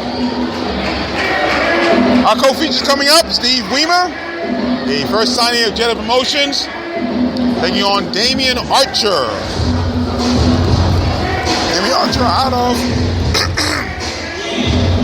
Damian Archer out of Wilson, North Carolina.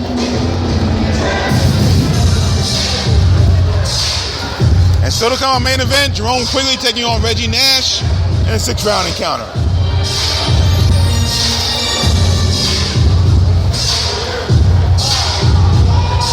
Hey, we have more from the ABC Sports Complex. Don't forget, we're brought to you live by Real Time Pain Relief. Rub it on, the pain is gone in real time. Visit www.stopachesandpain.com. Back with more in a moment.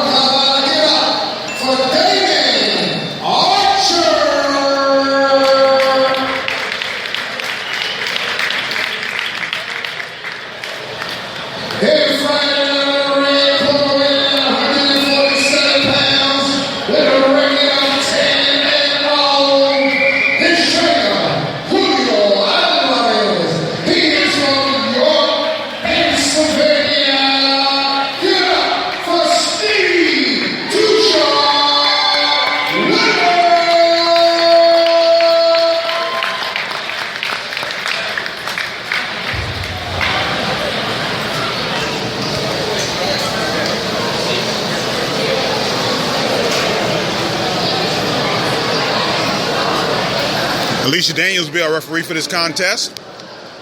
Steve Weimer in the black with gold trim.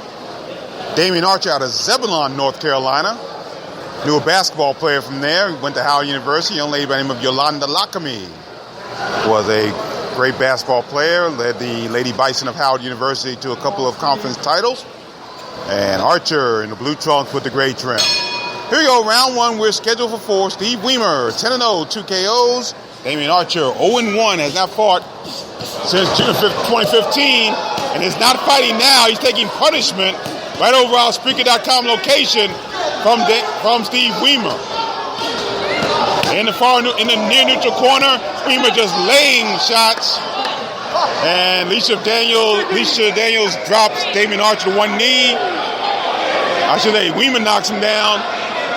Archer 6, 7 is the count, and Daniels said that's it. So, folks, the knockout that just took place by our calculations here at ringside took exactly 1 second longer than Steve Weimer's walk to the ring.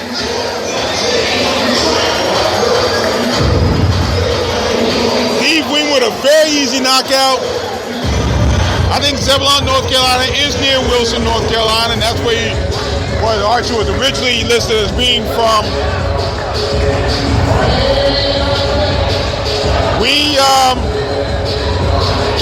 We timed Weimer's walk to the ring around 37 seconds. Unofficially, the bout ended at 39 seconds. We'll see what the official time is when ring announcer enters Cuban Cigar Smoker. Steve Weimer, 11-0 now, 3 KOs. Damian Archer, 0-2.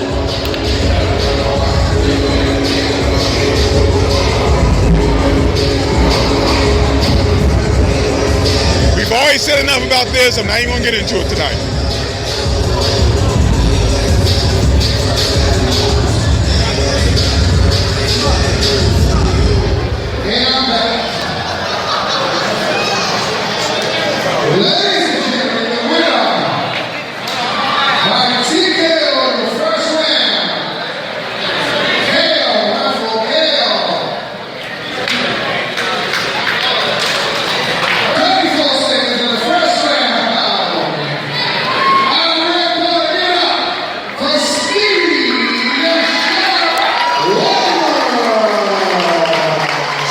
According to the official time, the knockout was actually 3 seconds shorter than Weimer's time to the ring. No comment.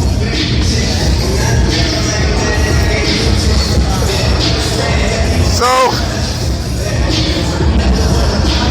if it wasn't so sad, it'd be hilarious. I'll leave it at that. Weimer just pounced on Archer immediately, got the knockout. That was that. All right, ladies and gentlemen, we got to get a quick segment of intermission before we bring the main event. Hey, listen, 34 seconds. On a more serious note, though, with a guy like Weimer trying to work his way up, this fight right here has nothing positive for his career at this stage of his career. At 10-0, fighting a guy that had only one fight, had no ring experience that he showed tonight, and I don't know the reason for taking this fight. Maybe just to keep him active, Get some knockouts on his record. Of course. But other than that, he learns nothing from it. He hasn't learned that he can knock people out because he's done it before. So if anything, at 10-0, I think maybe he should have took a fight that at least it would make him work a little bit for the knockout. It's kind of like the fight he took last time he was here against Joseph Figueroa. That's the guy who was a veteran, made him work a little bit. He looked good. I mean, he looked good against Figueroa. He did not look bad against him. And got a good win out of the deal. And Figueroa actually made him earn the knockout. Right. And but it wasn't even a knockout, it was a decision. Yeah, it was a decision, like you said, but he put Figueroa down for the first time. Actually, no, it wasn't down for the first time. That was the last time we were here. That was Andrew Farmer. But one of the few times that Figueroa's been down, Weimer did it. So No, it wasn't Lehman. That was Farmer.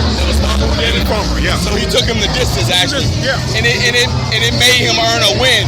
And it took him the distance, something that everybody needs, at this point in time in his career. And that made him 10-0 at that point. But now he's 11-0, But like I said, a fight like this, it showed him pretty much nothing, My thing is, why train so hard in the gym to prepare for a fight and then take a fight like this magnitude that actually doesn't even pay off? Right. It doesn't even pay off for the hard training that you put into the gym. So at least get you something that will make you feel that you work hard, and it shows that you earned that win each and every time you get that win. So that's my say on it. We're back with more from the ABC Sports Complex. Got kids in the ring getting ready to do the Running Man, but here we go. We're back with more in a moment here from the ABC Sports Complex.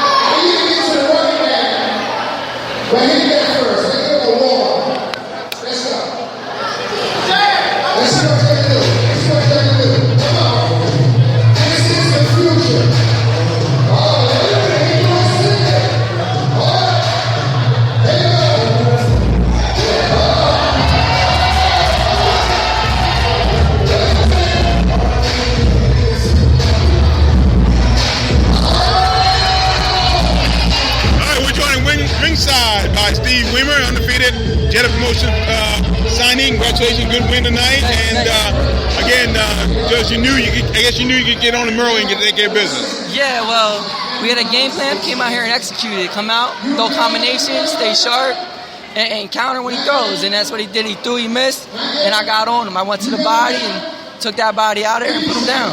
Okay, good enough. Good enough. So you raised your record 11-0, 3 KOs. What is Jetta Promotions, again, you being their first signee, what has Tony Jetta what has he done for you so far in your career? Well, he's keeping me busy. I mean, I fought twice in the past 2 months, and I got 2 more in the next 2 months. So it's staying busy and consistent. I mean, before I took my layoff, I was fighting once or twice a year, and it just wasn't getting the fights I needed. And now I got a promoter that's behind me that's going to keep me busy and fighting regularly, and that's what I need. So now that I have him behind me and supporting me, hopefully by the end of this year I got hopefully 15-0. I got 4 more fights lined up this year, if not 5 more fights. So I mean, to keep busy. I mean, I'm ready for big fights. I'm ready to start getting out there. I mean, this is my second fight after 4 years off. So we're getting that ring rust off, and I'm ready to start fighting whoever. I mean, as long as I'm trained, I don't care who it is. I'm in there. I'm ready to go. Sounds good. So basically, this fight right here is just an activity fight, just to keep you active. Activity fight. Keep me busy, keep me going. I fight July 15th up in my hometown in York College, and then we're fighting again August 6th in D.C. So, I mean, I'm fighting every 6 to 4 weeks, so I'm keeping busy. And most of the time, somebody will ask why we fight a 10-0 guy fight a 0-1 guy, and pretty much you don't learn anything from a fight like that. But like you said, just basically just to keep you active. Keeping you sharp. I need to stay sharp, and that's what it comes down to. So I'm fighting just to keep that sharpness there. So this fighter right here, he had nothing to really test your abilities. Anytime you step in that ring, it's a test. So it doesn't matter if that guy's 0-10. Boxing, you can get hit one time with a lucky punch, and that be it. And you lost. Maybe it's because we know the history of fighters that come from Carolina. We already knew what to expect for the fight like this. Right. And like you said, as a fighter, you have to take every fight serious, no matter what. So myself and Gary, we always expect to see an outcome like this in a fight. But as a fighter, like you said, you prepare for every fight. Exactly. I trained 6 weeks for this fight, 4 weeks coming out. I fought 8 weeks ago. I took a week off, and I did a light week of training, and that was 6 weeks of hard training. I mean, it doesn't matter who it is. I train if it's the world champion. I don't care who it is. In my mind, I'm winning no matter who it be. Floyd Mayweather, if I'm stepping in that ring, I'm winning. In my mind, I'm winning. That's that mentality you need. I don't care who it is. If I'm getting in that ring with you, know I'm winning. Because in my mind, I'm winning. So it doesn't matter who it is. You train for the fight. You train for the best. And I mean, I get sparring. I spar everybody. And that's what it comes down to. Yeah, we was expecting this outcome, but I expect this outcome with anybody that's in that ring. So that's what it comes down to. And once you get yourself, acclimated to getting right back into the ring on a consistent basis, how do they plan on moving you from that point?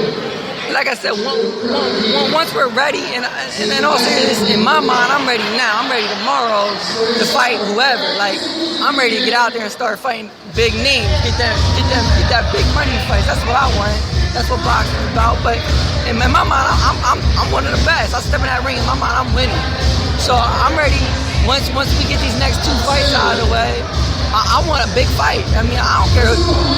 Dusty Harrison is someone, I like Dusty. I grew up with him, good kid. I'll fight whoever. I mean, he's a close DC fighter. I'm from York, meet up in Baltimore, whatever. I mean, it don't matter who it is.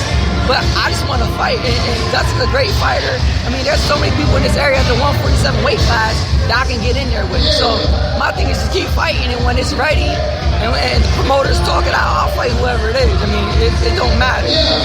So I'm a confident guy. As long as I'm training, there's nobody I'm fearing in that ring.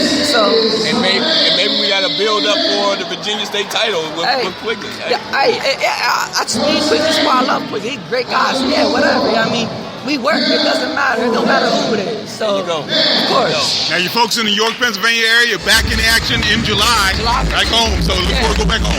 Yeah, I'm excited for that. We're actually fighting my college where I went to school, my alma mater. So at York College, Pennsylvania, that's July 15th. So that's going to be hype. So we're expecting 1,200 people there. So it's going to be a packed show. So we're really pumped for that. Good enough. Good enough. Pronounce your last name for me one more time. Stephen Weimer. Weimer. Okay. There we go. Good enough. Stephen Weimer, undefeated. Get a motion signing. Congratulations. Good win. Thank you very much. Steve Weimer. We've been pronouncing his name wrong. Just want to double check that. As we get ready for our main event, as Reggie Two Guns Nash comes to the ring, he'll take on Jerome Quigley, which so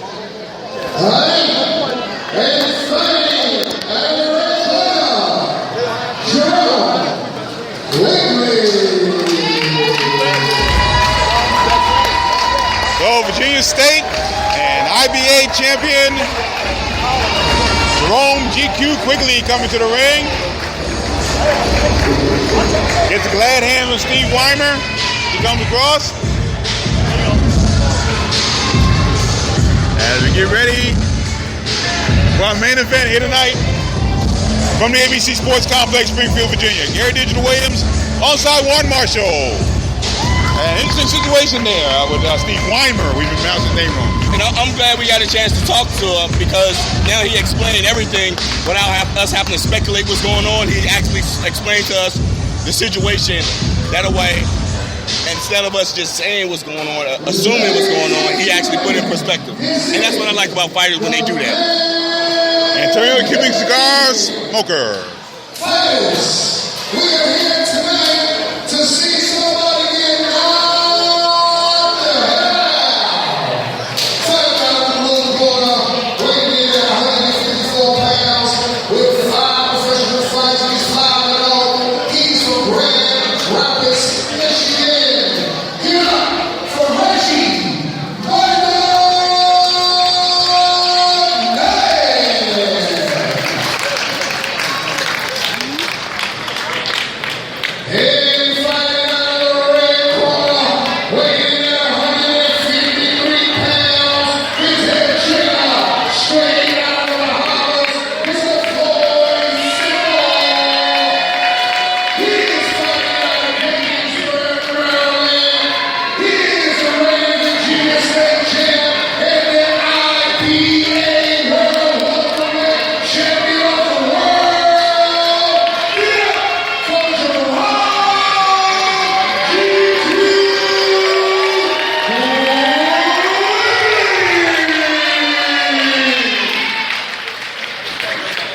Fred Cartone will be the referee, and I don't know which Reggie Nash Antonio's talking about, but he's not the Reggie Nash we know.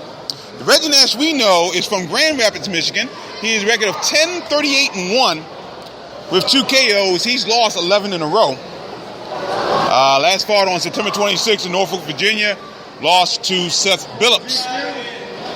Jerome Quigley, 14-0, 13 wins by knockout. His last bout right here in the ABC Sports Complex, April 9th against Dennis Sharp. First round knockout there. Here we go. Our main event here tonight from the ABC Sports Complex. Jerome Quigley in the red trunks with the white trim and the right lettering. Nash in the black trunks with the white stars and white bars on the left-hand side of his trunks. Round one was scheduled for 6. Good left hand by Nash. And they tangle once again. And referee Fred Cortone lets them break out by themselves. There's a right hand by Quigley. That moved Nash back. Good combination to the body by Quigley. Left hand by Nash.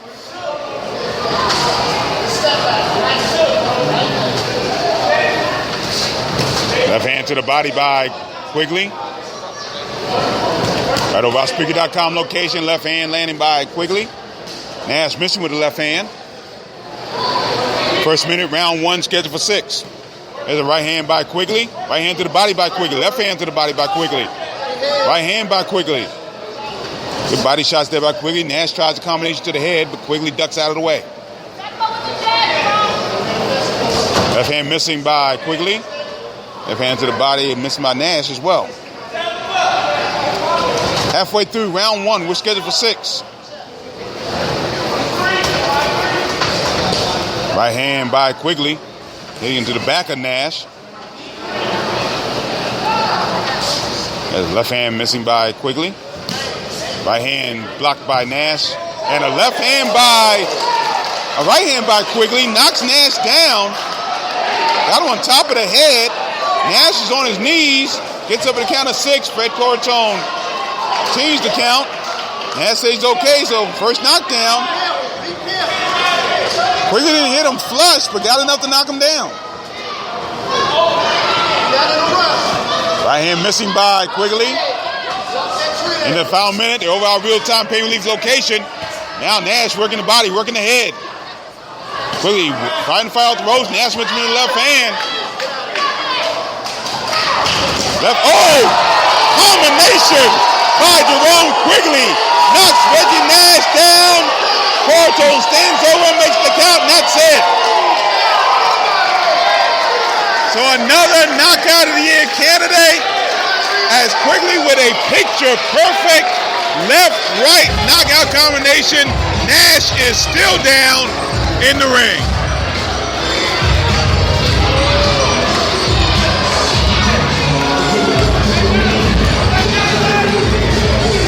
So we got a knockout of the year candidate here with that gorgeous left-right combination.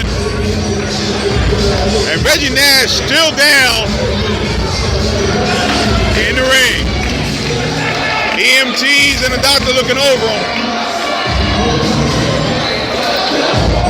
What a gorgeous 1-2 punch. That was a great 2-punch combination that he threw. Perfectly timed, perfectly put together with a lot of power. And the referee had no choice but to just stop it.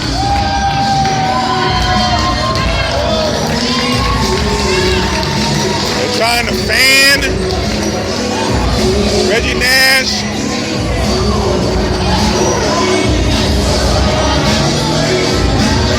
Nash has fought the likes of Dusty Hernandez Harrison, Todd Wilson, Seth Phillips, but I dare say he is taking a punch the way he took it from Jerome Quigley tonight.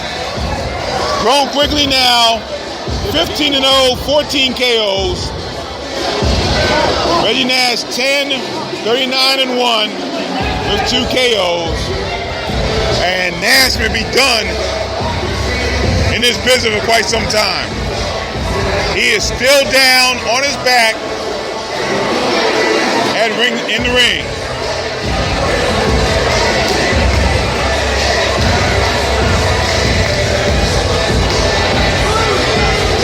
His right leg is completely straight. His left leg is bent. Got his knee up on his left side. But the right leg is completely bent. He had not gotten to a stool. Doctor is over the stool looking at him. EMTs are there.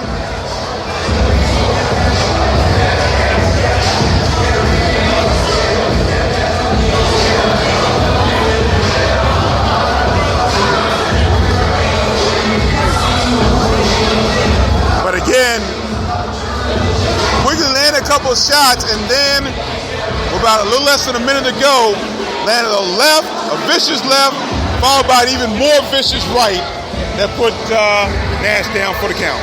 Yeah, that was, like I said earlier, that was put together perfectly.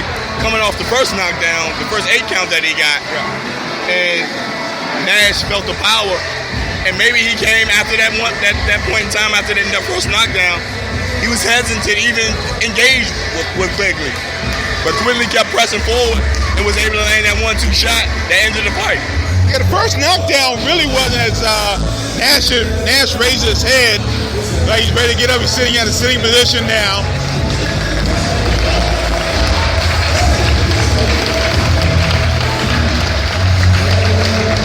The first knockdown didn't look like Quigley landed a flush shot, hit him on the top of the head, dropped Nash to his knees. That may be a signal right there in hindsight, because the double combination was unbelievable.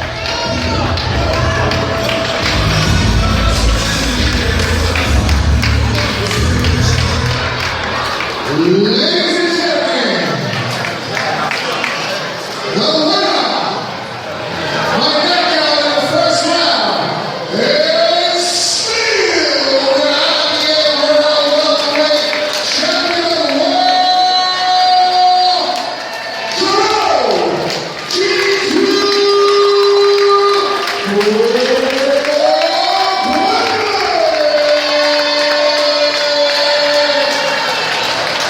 They didn't give us the time on that.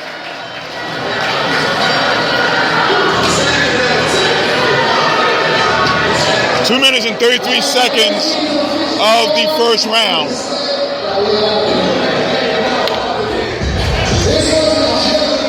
So 2 minutes, 33 seconds of the first round. Jerome Quigley raised his record to 15-0, 14 KOs.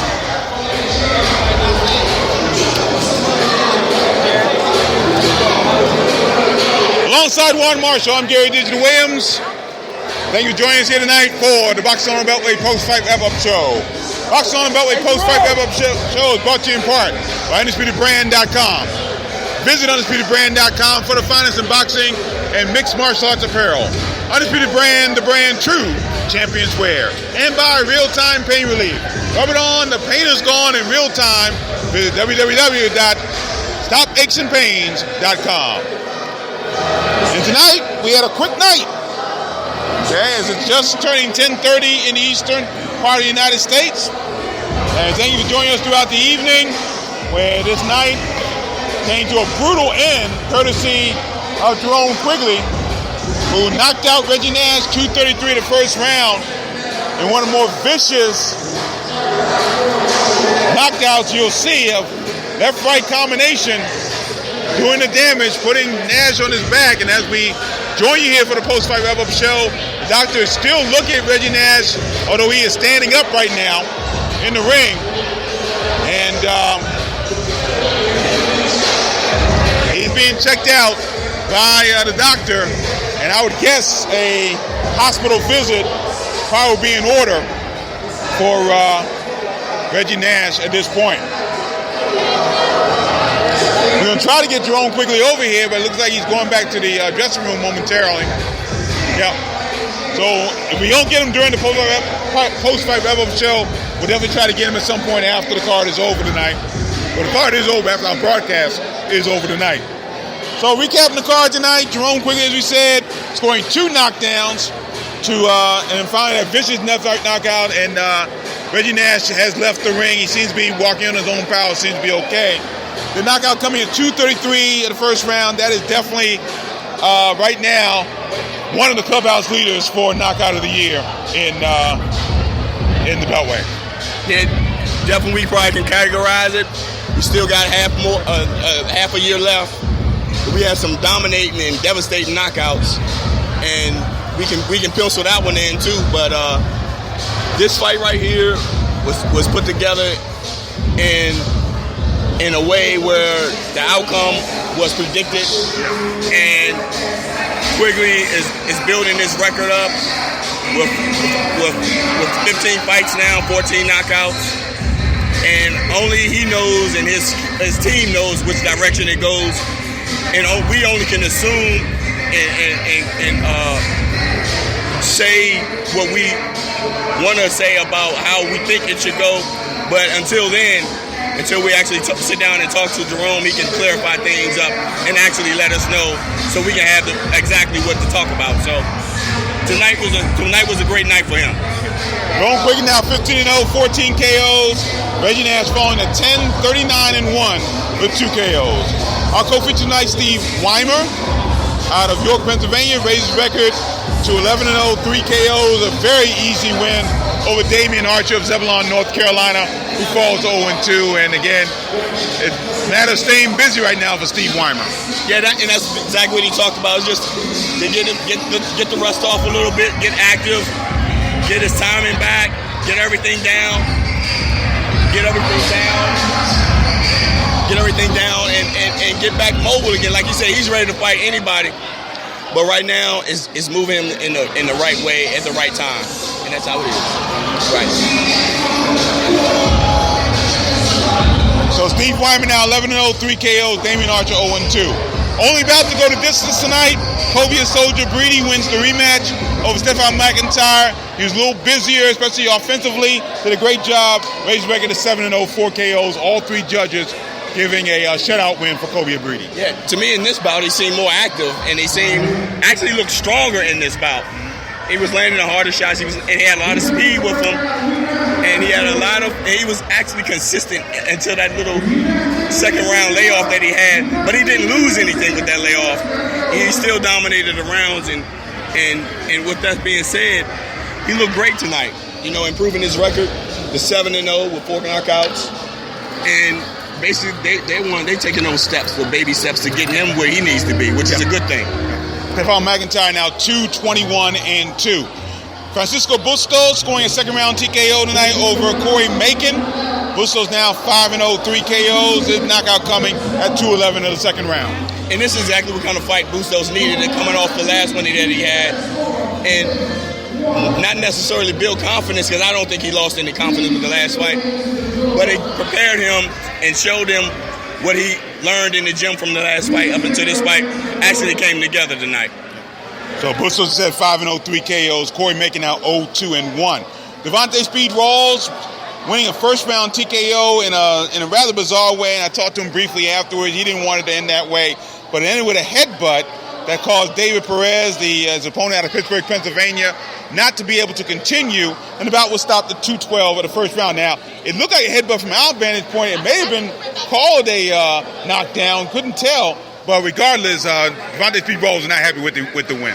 Yeah, Rawls is not, because a fighter wants to be able to fight, you know, and put the training in that he worked so hard to put in, and dedication in the gym.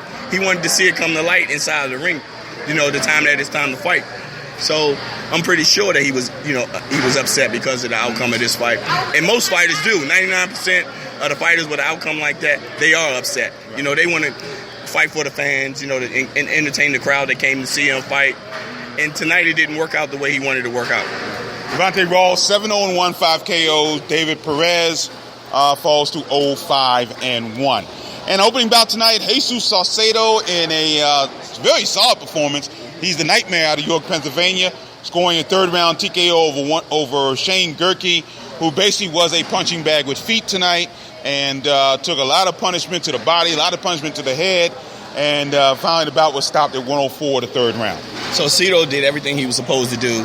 You know, everything that Gerke presented to him, which was nothing to actually test Saucedo. And Saucedo, you know, he put it together with the combinations and using the jab, and took the opportunity to put everything together to actually win the fight and put Gerke down. So Saucedo now 5-2-1, 2 KOs. Shane Gerke 5-41-2 with 4 KOs. And that's the card tonight.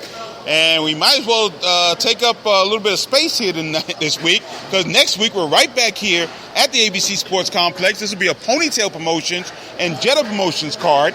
Ponytail Promotions, Shown Up Promotions card, and a big bout in the main event, and that's Alexander Marine going after the vacant IBO International Bantamweight Championship when he takes on Johnny the Law Dieterman out of Dallas, Texas. And it's be interesting to see what happens with that situation. Again, Marine undefeated, Dieterman 10-1. Neither one has fought great competition, and neither one has gone 10 rounds. So that is going to be interesting to see how that bout shapes up. And actually, that's going to be a great title fight, with two guys making a statement at this point in time in their career, both of them trying to go the distance and being in a fight of this magnitude for a championship, and most fighters, that's the opportunity they want, Even a small-time belt is a great belt for those guys to build confidence, and that's why Jerome Quigley enjoys his belt so much. His belts, it's self-satisfaction for the hard work to get to this point where he is now.